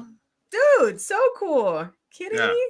He was That was super amazing. nice when we met at the Comic-Con, because Lalo was there and Jose was there for the Mictlan panel. Mhm. And I asked him questions, and we were able to hang out for a little bit afterwards, and I was kept in touch and stuff like that. Told him about the podcast, so it was awesome that he agreed to come on. Yeah, just so generous. It's insane to me sometimes when I see people that have been so highly successful, but they're just so with it with the culture, and they're so generous with their time and presence. I mean, Jorge comes to mind, obviously, and this is wonderful. That was lovely. I got a lot of good insight too. Hey, thanks for stopping by today, Edgar. Thanks, Edgar. I appreciate it. Yeah, we posted it on some of the Mexican and Latino groups on Facebook for people to tune in and hang out and stuff like that. Thanks for everybody that rejoined us on Instagram as well. I was able to go back live again. Mm-hmm. Oh, you did? Is it continuous o como nos separan como a dos o como? No, porque it just says your Instagram feed is going to cut off after the hour, but then it said I could disconnect it and reconnect it and we could go live again. So while you were asking questions, You were doing that little I'm magic. not only the host, but I'm also the producer of the show. He is the producer, you guys, so he gets Sometimes I producer have credits. sometimes I have to do that. All right, well, that was our interview with the voice of the new upcoming HBO film, Batman Azteca. Ah, man. Choque de Imperios, Clash of Empires. I can't believe that's going to be a thing. I know. I my heart got so happy porque también I never thought there would be a animated Batman with the history of Azteca, talking about the Tenochtitlan and the colonizers. What? That's so cool. It's so cool. Yeah, no, it's excellent. All right, well, Wild. we've talked. We had our interview portion of the show today, so let's talk about tabs and personal news and everything else that's going on in the world. Absolutely. All right, so what I was going to talk to you guys. All right, so Personal news, you'll start jumping. Yeah. my personal news for today, for the week, was that I showed up 24 hours early for an appointment. It happens to the best of us, man. But why? So Monday I had an appointment to go get both of my dogs spayed and or neutered because I'm a responsible dog owner. And my dogs are old enough where they've developed enough with their balls that they don't need them anymore. So I had Milo and also scheduled to be snipped. Yep. But the thing is, they have a neuter scooter, and the weight limit was 80 pounds, so you couldn't bring them on because it was a small area or whatever. So they're like 80 pounds max. At the time I signed them up, which was 2 months ago, because it's $30, so you gotta wait for the windows and stuff. Also was 70 pounds. He was a little skinnier and stuff like that. and then Milo was skinny. They were, it was a couple of months ago. But when I weighed them in the other day, when I checked them in on Monday, also was 84 pounds. He's getting big. So they're like, he's too big. We're going to reschedule you. Let's schedule you for a couple of days from now on the 19th at 9 a.m. So I came home, wrote it on my calendar. Mm-hmm. I don't know if you noticed, but today's the 18th, not the 19th. So you're correct. I put it in my calendar. I did everything that I needed to so I wouldn't miss it. It was in the back of my mind. And last night I was working karaoke, got home 2 in the morning, was home from like 2 to 3 in the morning. Finally was able to sleep, and I set myself an alarm for 8 a.m. this morning because in my mind I had to go drop off the dogs at 9 a.m. And I never once in my mind didn't think it was today. I didn't bother looking at my calendar. I just, for some reason, that got into my mind that today was the day that I only had 5 hours of sleep. Yeah. Because I had to get up and I had to get the dogs ready, walk all of them so that I could take also to his appointment. So I get up, and then when you set an alarm, sometimes you get up earlier. So I got up at 7 a.m. because I was afraid I was going to miss my alarm, and then I tried to go back to sleep, but I couldn't. So I only slept for 4 hours. Got up, was on time for a change to something. And I get to the place at 9 a.m. They bring me in, and they're like, "Wait, you're scheduled to be here today?" I'm like, "Yeah, they told me on Monday to come back today at 9 a.m. To drop off also." And they were like, "Well, we don't have any German Shepherds scheduled for today. There was all Huskies." And I was like, "No, it's today, 9 a.m." Like at this point, I'm getting belligerent. And then one of the ladies there was like, "No, it's tomorrow." And I was like, "No, it's not." I was about to get angry. And what? Like you were that sure? Sure. No part of you was like, "Oh shit, I fucked up." No, I was dead wrong, but I was dead wrong in a positive manner. So I go, "Hey, no, you guys told me to come back Thursday at 9 a.m. And they're like, then they all kind of looked at each other and they're like, "Today's Wednesday." Yeah. And then I was just sort of paused. Then you had to be like, "Oh shit." I was like, "Oh, I fucked up." They're like, "Yeah, you guys told me to come back on Thursday the 19th. And they're like, "Yeah, it's Wednesday." It's Wednesday, sir. The 18th. You're 24 hours early. A little too early. Oh my God. So not Pobrecito. only did I lose sleep, did I waste gas, did I waste my morning? Yeah. Did I put also through the trauma of bringing them inside? Because they're like, "Oh, you're here for a neutering? Come on." So which you have to do tomorrow again. He's dog reactive, so I'm bringing him in through the shelter. There's dogs barking. He's barking at the dogs. I put him in a shelter. He thinks I'm leaving him forever. I'm talking to the doctor, and they're like, "No, let's just do this again tomorrow in 24 hours." So I had to take him back out. He's like, "What? Did I get a reprieve from the governor?" And I put him back in the car, take him back home. It's a nice little outing. Nice little outing. Yeah. I was gonna just come knock on your door because I was right down the street. I'm like, I'm gonna see if Sophia's making breakfast. I was at work, sir. Anyway. Who do you think I am? I don't know when you work. You got banker's hours. So yeah, so that was my wasted morning. And so that's why I'm fucking dead tired today. Ah, Jesus, but you came through, appreciate it, and you survived and you did the thing. I did the thing. You said words coherently. I said words. And I got us the interview, right? Unless you ask, you don't get the interviews. Yeah. Exactly. You're so good at that. I'm like not good at shooting my shot in person, and you're so good at like immediate networking and talking to people. Like, yeah, man, listen. My theory is always ask out the prettiest girl in the room. You never know. Always gotta go. And Horacio was the prettiest girl in the room, wasn't he? He was the prettiest girl. You're like, ha! No, immediately, because I asked him a question, and I know how to do. I like during the panel at Comic-Con, I asked a good question, and he was one of the people that answered it, and he was like, and it was kind of like, "Oh, as a Colombian and this and that," and something about like nationalities and all the shit. Some of the stuff that he talked about. Mm-hmm. And then he was like, "Oh, Colombia," da, da, da, da. And I was like, "All right." So then afterwards we talked. And there's a Colombiano and this and that. So he was cool, and I was like, "Hey, But at the time, the strike was going on. Oh, gotcha. So at the time, the actor strike, and it was COVID, right after COVID, first year after COVID, blah blah. And he was like, he couldn't come on and do anything to talk about any of his Netflix shows because of the fact that there was a strike. Gotcha. So once that was over, I was like, once we started, like, let's do guests. I was like, all right, cool. Trust me, I got a list. I got a list of shoot my shots. And every time I shoot my shot and I hit it, I always use that as leverage. So I was like, hey, check it out. We had this people on. So, even though we're a smaller show, you can, we've gotten good sized guests. Yeah. All right. What about you? Any personal news to report? I'm trying to think. No, just work. Work has been crazy, but it's nothing. You're back to being busy? No, it's just more so I haven't secured a permanent full-time, like, good position that I can sink my teeth into.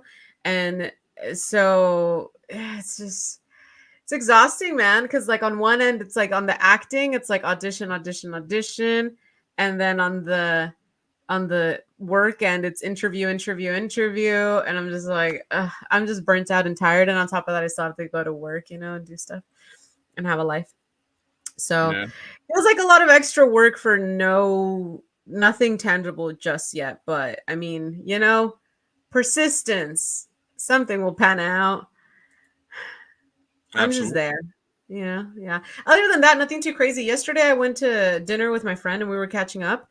And then there was we were like at the garden outside the exterior of the restaurant. And then we just see like a car crash happen in front of us. And the car hit the power box or whatever, and it caused a power outage in the restaurant and a few buildings. And funny enough, the one thing that did work still was the card reader. So riddle me that. They're gonna get that money. Come on now. Yeah, we were done. We were like, should we dine and dash? And we had the moral question of like, we could. It's dark, it's chaos, we could just leave, no one's gonna say anything. Right. But then we grappled with that and we're like, well, let's just go pay our $100 bill. Yeah, we spent a lot on it dinner. You live in that bougie life out there, girl. No, I just came back from Cabo and I was like, you know what? I'm still on vacation and I haven't seen you in forever, and let's go to this bougie restaurant. Now I'm back to eating rice and beans daily, so I'm poor. Listen. Nothing wrong with that. Thank you. Nothing wrong. But yeah, nothing interesting. Yeah, that's pretty much it. In other personal news, I'm continuing my transition into different life. It's been 3 months since I had a day job. You have a night job now. How's that going? Now I have a night job and an afternoon. I have a week. Well, now I'm, I guess, officially making money as a tattoo artist. Oh. So I have. That is so wild that that's a thing that's happening. Yeah.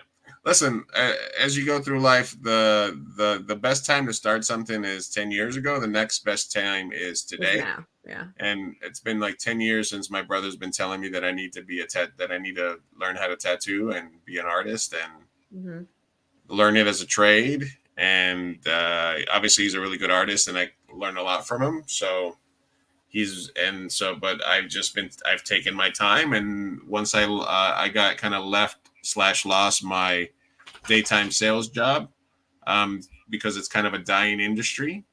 I had to make a decision, and I basically told myself, well, I have enough runway or money saved that I could be like a bum for like 2 months or 3 months.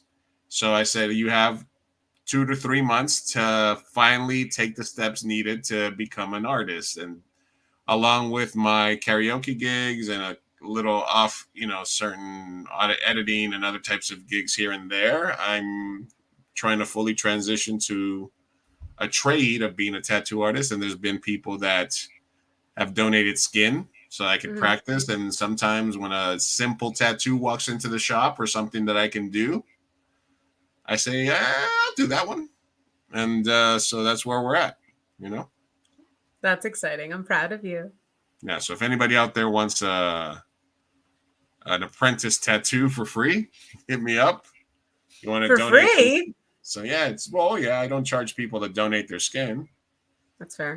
Yeah. So skin, I'm still, that's the first step once you apprentice. And technically, since I own part of the shop and I manage the shop, I didn't do like a apprenticeship, but I have been learning about tattooing for several years now, and I know all the cross contamination and stuff like that. So the first stop is when somebody lets you tattoo them, they're doing skin donations. You know, like I have 3 different people's first tattoos on me because they were apprentices at my shop while they were learning. So I was like, fuck it.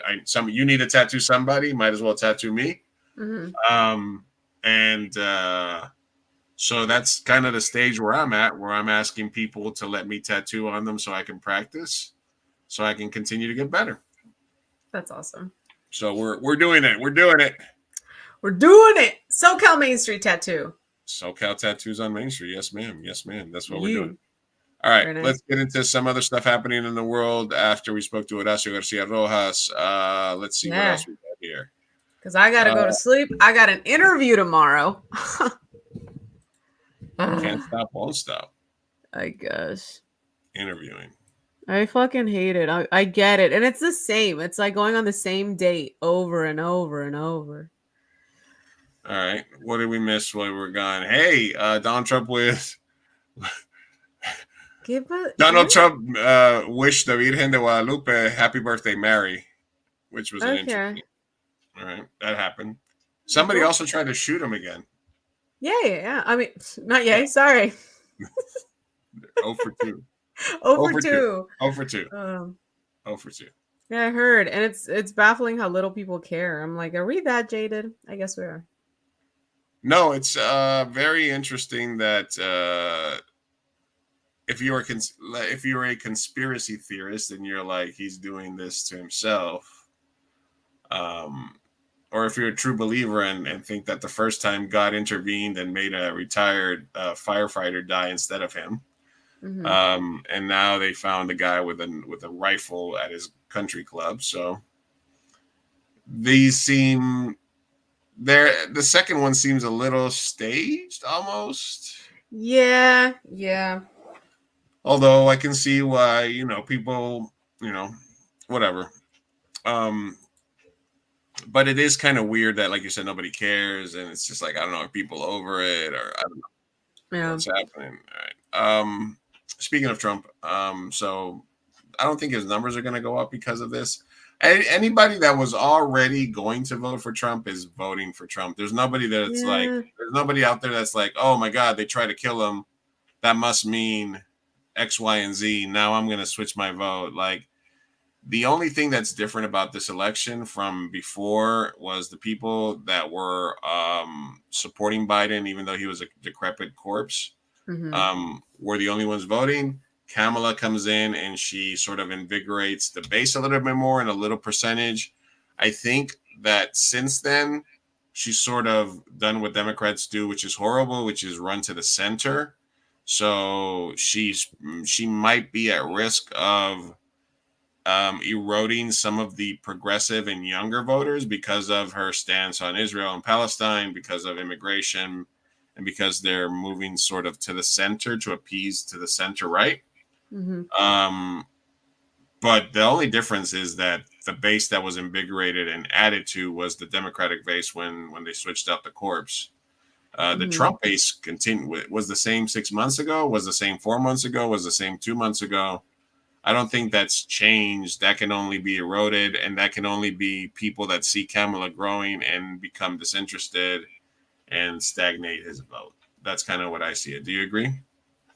Yeah. No, I think that it's pretty locked in for Kamala. Unless she doesn't do a little more pandering to the left, because I think that we might be underestimating Gen Z's power. I mean, most of most of Gen Z can vote now, and everyone is very, very passionately pro-Palestine for the most part, right? And so Kamala, I think, could go a little to the left. Now, one thing I'm scared about is October's coming up, and October 7th was when Israel-Palestine conflict began last year. And what I'm worried is that Netanyahu might be like planning an attack or something up his sleeve that might shake the voters' minds into voting it for Kamala. Because at the end of the day, Kamala does support Israel. Now, the only thing is the alternative is Trump, and he supports them even more. So there's really nowhere to go there. I do worry that maybe a protest vote might be in line, and they might vote Jill Stein, and that might make a shift. Who knows? I don't know. Committee voters in Michigan, all those people, right? Yeah, because I think a lot of people. I think there are. I mean, she's still in the ticket. Marianne Williamson dropped out, so I was voting for Marianne. So she's endorsing Kamala, but Jill Stein is still on there. And if you're a progressive lefty liberal, like, you love Jill Stein, she's amazing. So I don't know if there's enough young, angry voters to maybe cause an impact there. I hope, I don't know. It's bad and worse. I mean, I'll take Kamala and Waltz, but I mean, at the end of the day, yeah, it is what it is. They're doing. I mean, I just hope they don't fumble all the goodwill that they created. Because they could. Like they're really trying to. I think that Kamala is being a little. I think she's being intelligent by not doing a lot of interviews, because that was the last thing that I was hearing, that she was getting a lot of criticism for not doing interviews, and I think that's a smart way to go. I'm like, I think Waltz is a lot more popular, and he's a lot more. He has a lot more leftist policy action in his his history. So I think it's good to like send him out and do all the publicity. Their playbook is literally like, the VP is progressive. The VP wants to feed kids and legalize weed. Feed children and respect women's bodies. And we're just going to do the same exact policies that Biden is, but with a person who's awake at the wheel. Yeah, pretty much. Which, unfortunately, like, I think most people would take it, It's like, and it's the Biden playbook from 4 years ago, which is, I am checks notes, not Trump. And that's kind of like what they're doing. The Trump base is going to be the Trump base.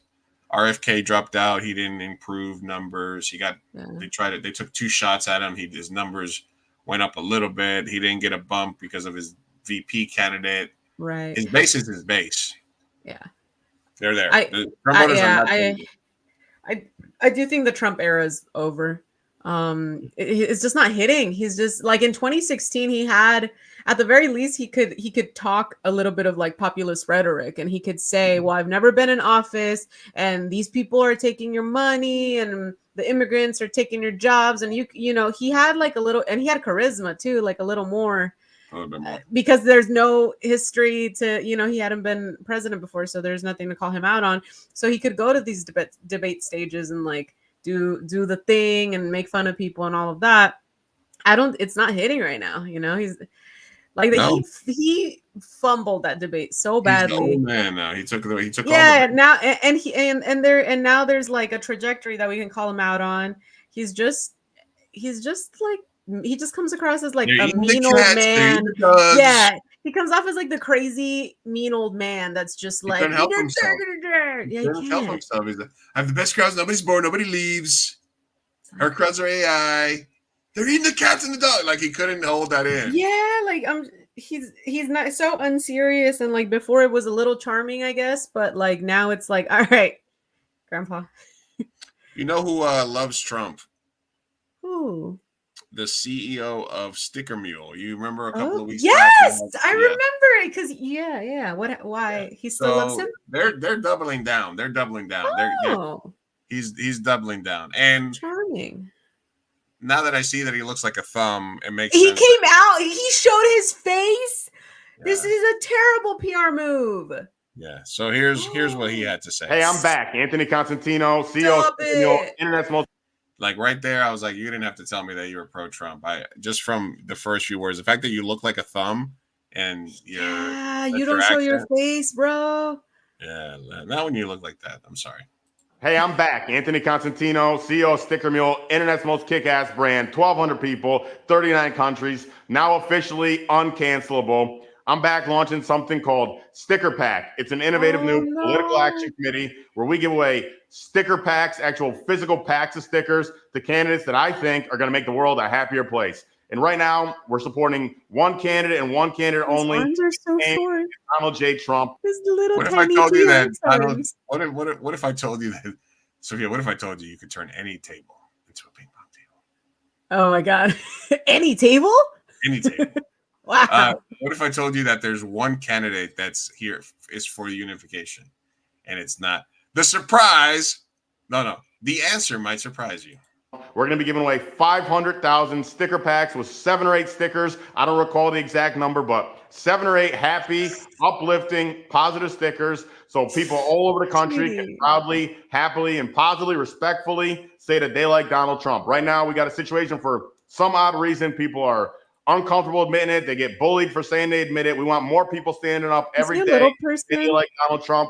These stickers are going to let hundreds of thousands of people share millions of stickers all over the country and let people know that they like Donald Trump. We need people standing up and admitting it kindly, nicely, respectfully to their family members, to their friends, to everybody. Right now, lots of people are joining in the movement. A guy named Elton John recently is saying great things about Trump. A guy named Snoop Dogg is saying great things about Trump. RFK saying great things about Trump. Tulsi Gabbard, Bill Ackman, another big Democrat, saying great things about Trump. Mark Zuckerberg, a major Trump hater, is now saying great things about Trump. The Zuck. President Trump is the president of unity. He's going after a corrupt system called the existing government establishment. Keeps doing this with his little T-Rex arms. All this hate, but together we're all going to stand up in a positive way, a respectful way, talk to each other, make the hate go away, and get President Trump reelected so he can show all the haters that they were wrong, and we can all get unified as a nation. We can have max happiness in the United States, max happiness in the world, and we're going to do it through stickers and through other means. But check us out. Get your stickers, stickerpack.com. Oh, sweetie. No, he didn't have to do that. That look away. He's doubling down, man. But he didn't have to show face and present it. Okay, I'm not gonna bully him. No, let's bully him. Well, who else if we can? So most people are like, love this. So glad to be purchased your sticker. Done and done. Thank you. Finally, some stickers for the one and only mechanic is for the people. Nice. Your company is the best. I mean, officially cannot use Sticker Mule, right? No, we stopped using Sticker Mule a while ago. Yeah, because they what I've said about Sticker Mule is that I wish I never knew, because they had a decent product, that they had specials and sales, and they were a good sticker company. Good prices, decent enough prices comparative. But they bigly, yeah, absolutely. Bigly.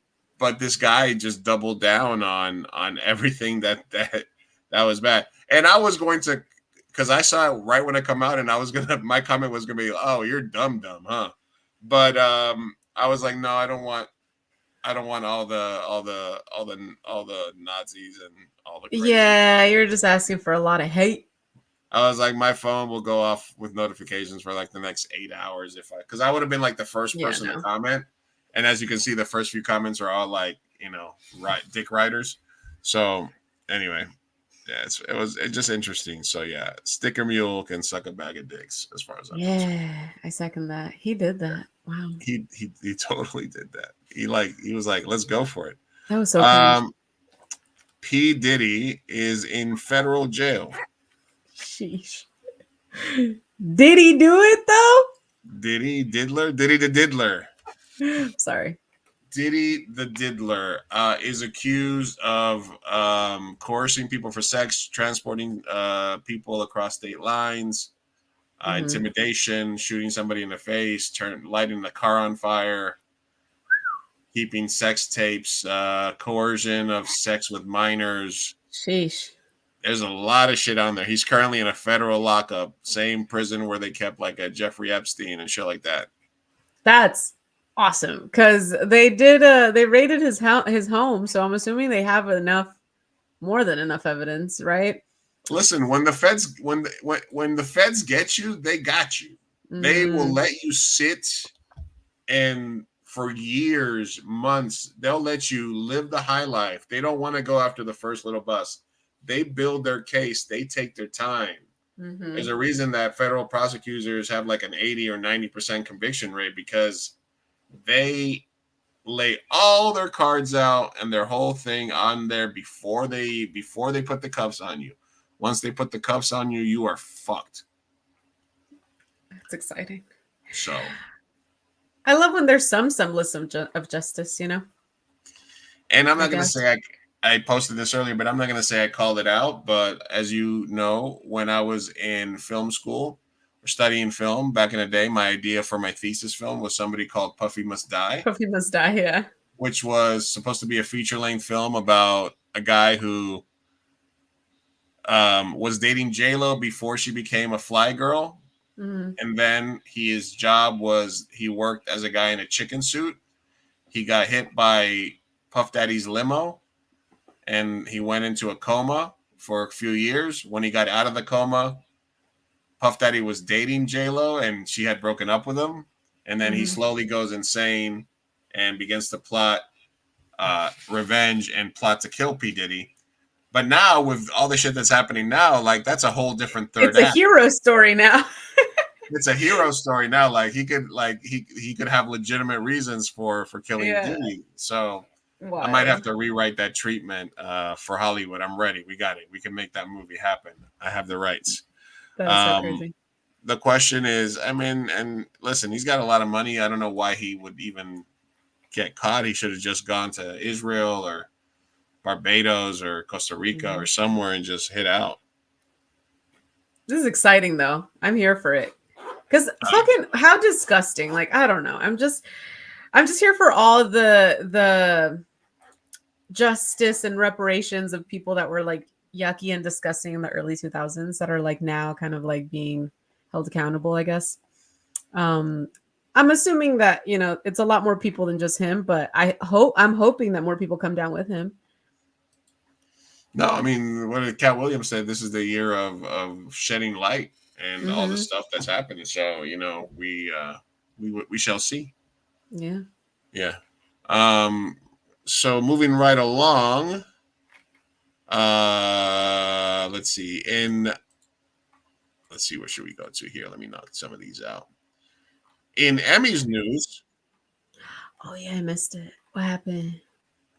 We had a Latina win for Best Supporting Actress in a Comedy Series. No way. Liza Colon Sayas. Yes. Won for her portrayal, which is an incredible role on the TV show The Bear. Thank you for lowering the microphone for me. Thank you so much. Thank you to my husband, David Zayas. He told me to write a speech, and I didn't because I didn't think it would be possible. How could I have thought it would be possible to be in the presence of Meryl Streep and Carol Burnett and Janelle and Cheryl Lee Ralph and Hannah?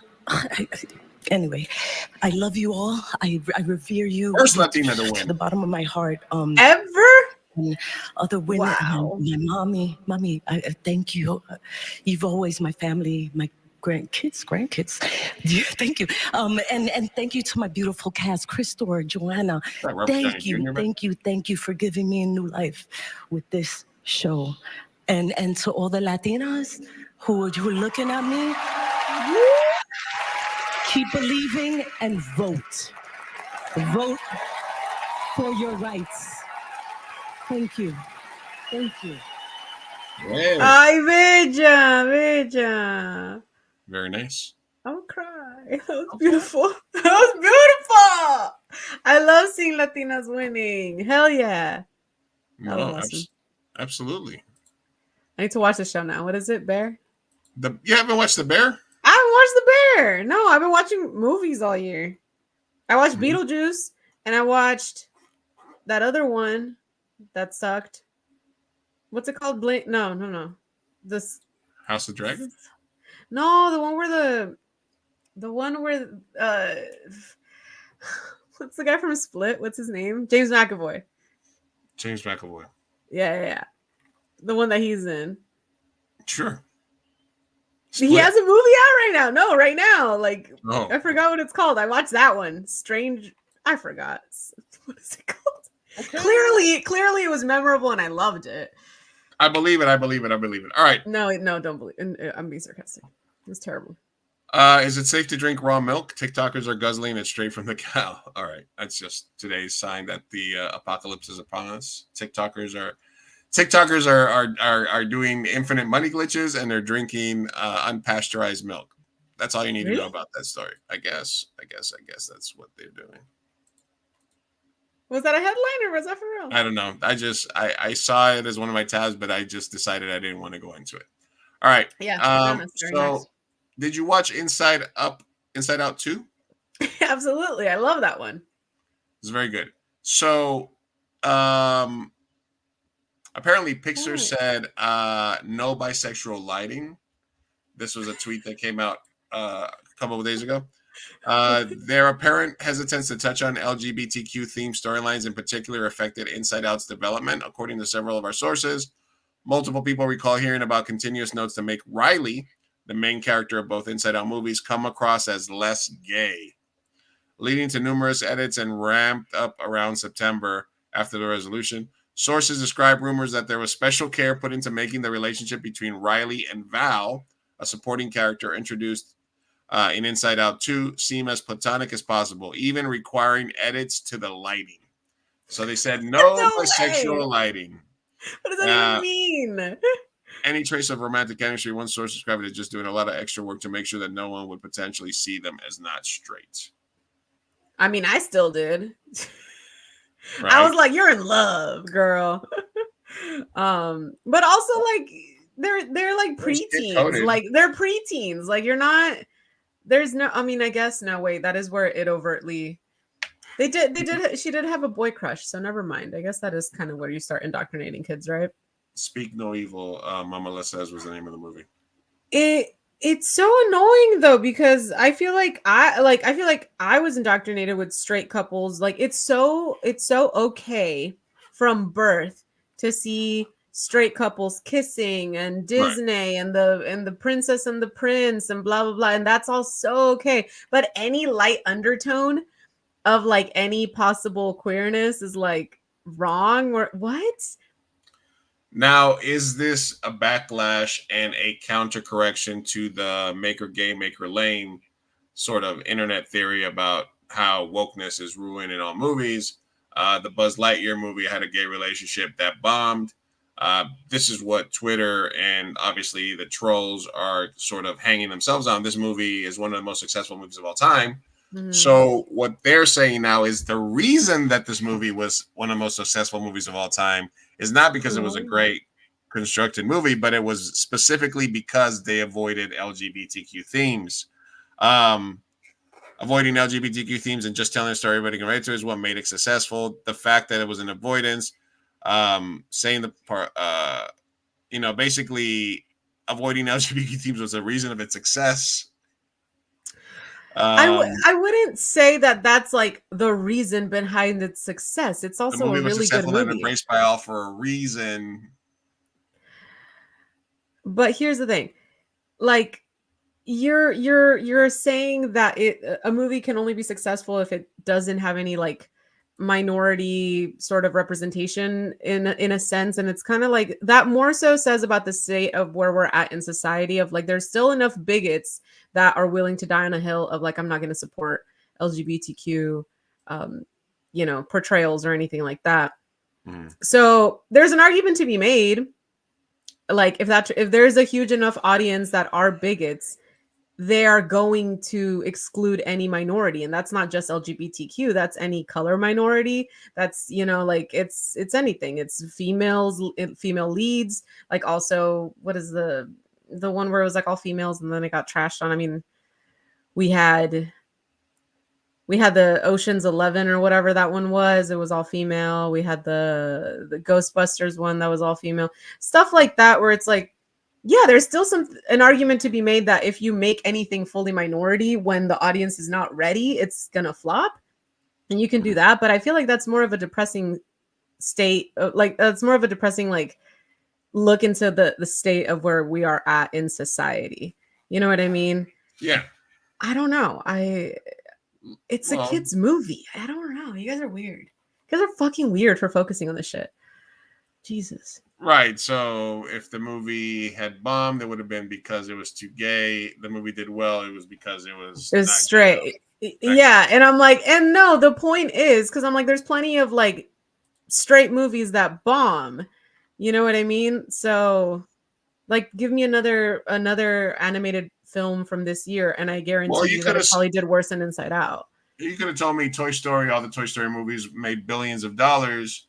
Lightyear, the prequel movie, was a bomb.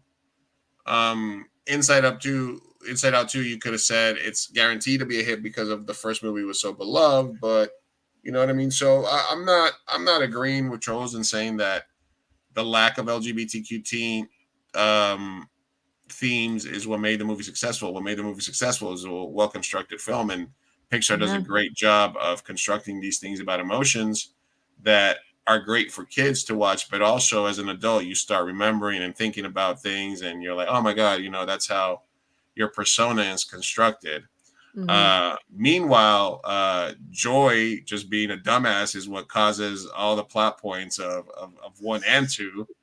Her stubbornness, fucking Joy. No, not the second one. Hey, it wasn't Joy's fault in the second one. Yes, it was. Yes, it was. It was because she was throwing all those things into the back of the mind and not letting them become part of her character.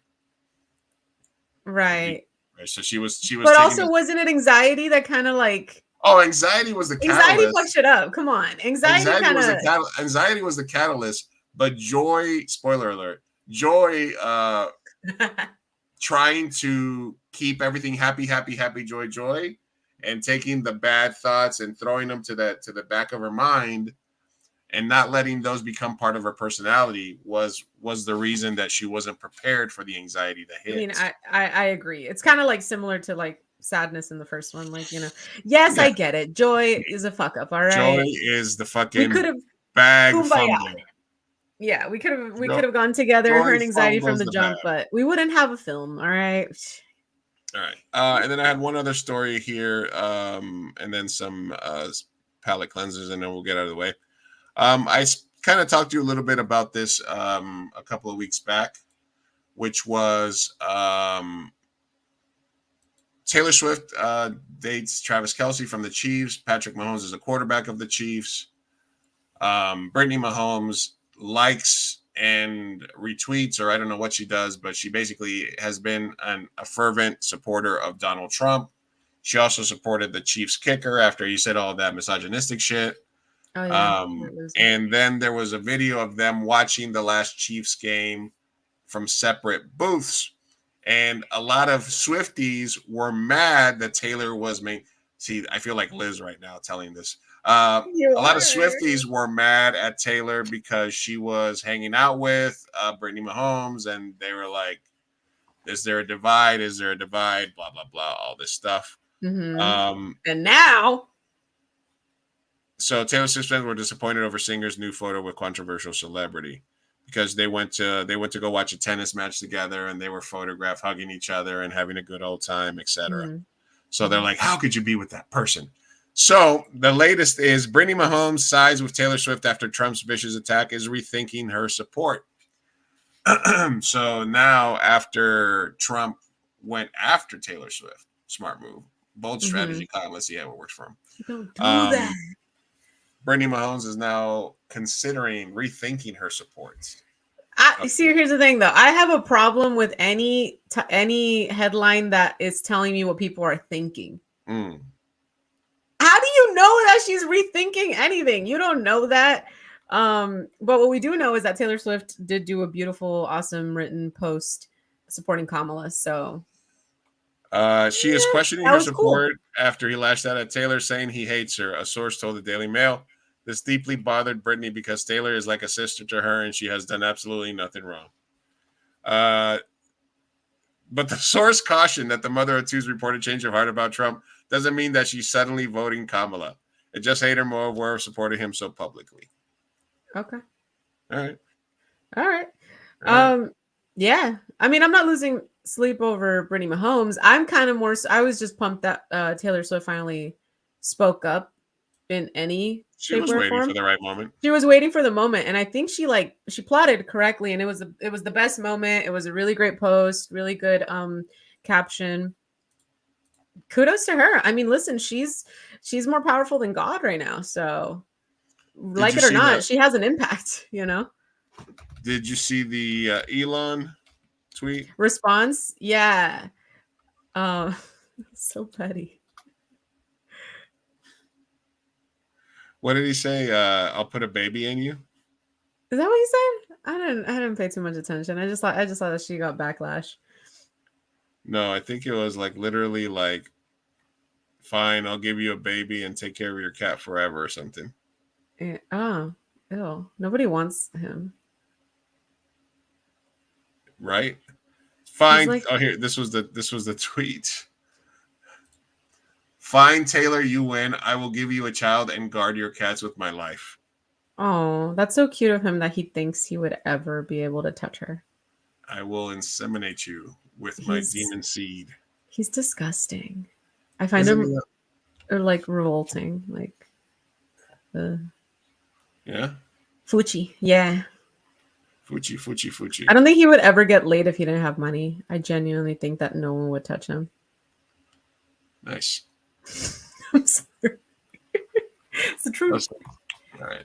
This Saturday, the local San Diego Canyonlands is having a hike, walk to support the arts and conservation of the natural habitat in San Diego. Putting the link in the description if anybody wants to check it out. I'll check it out. All right. Here we go. This Saturday. Mamala agrees. This would you ever get a Cybertruck, Sophia? Get it? No. But I saw a brown one on the street a couple days ago, and it was interesting to look at. It looks like a spaceship. Let's check out this this dealership that bodied them. Here's why the Cybertruck is the perfect mom and family car. First of all, huge back trunk.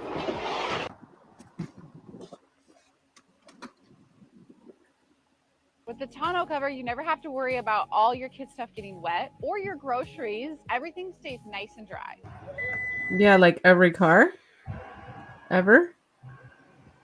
Doors open to 90 degrees, which is super great for loading in kiddos. Like all cars? Even with 2 car seats in the back and my 6'3" husband in the front, I still got plenty of room. Like all cars? Another great mom feature is all the space in this truck. I love this tray down here, which is perfect for a diaper bag or a purse. Like, and check this out, a hidden cars. drawer for anything important.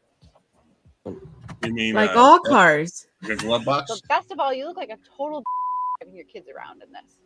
They see me rolling, they hate it. Trying to catch me. You should just explain the like basic features and functions of a car. Yeah, that's kind of like it's a car. So you, It's got the same stuff that a car has. yeah, like a car. Yeah, it's like a car. So it's like a truck car? Yeah. It's like a Wow. truck. It's like a car. Are people buying it? Because I genuinely have only seen 2 on the road.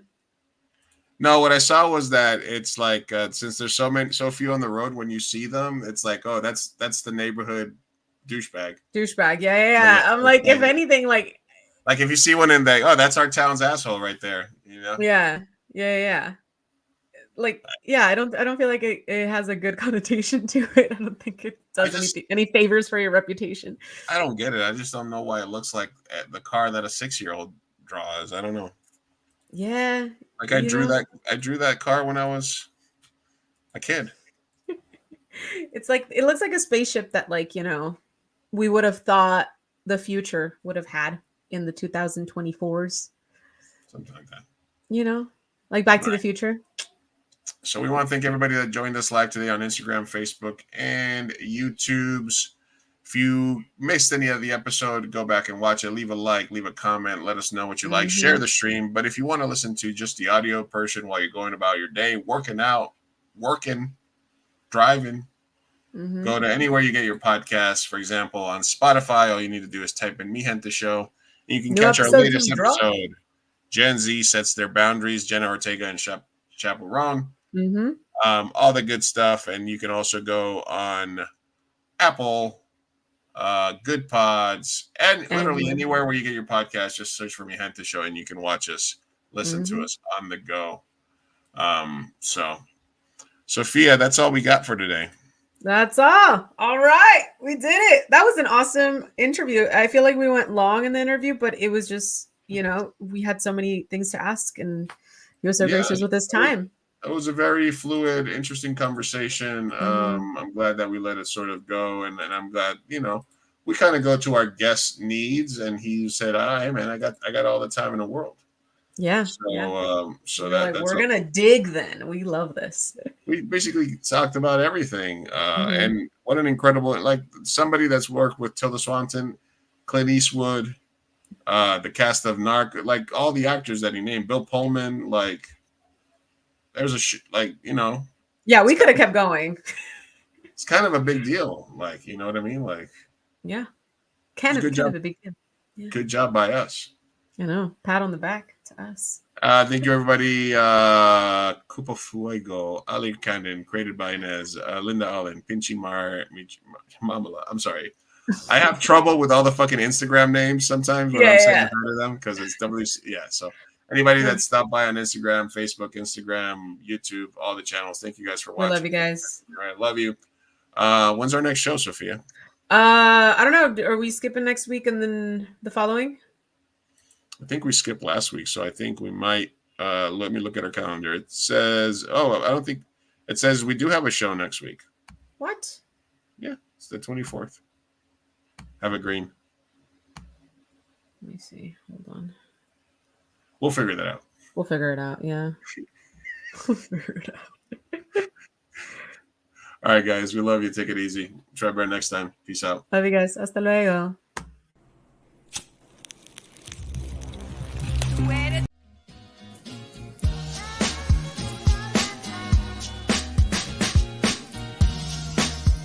Vamos, papá, hay que irnos. Me estoy aguantando desde que pusieron el domo. Puedes esperar. Muchas personas trabajaron en esta película y solo quieren que te aprendas sus nombres de memoria. Y yo quiero asegurarme de que ningún animal resultó lesionado durante la filmación de esta película. ¡Listo! ¡Uy, palomitas en el suelo! ¡Chao! Esperen, parece que Maggie tiene algo que decir. Es su primera palabra.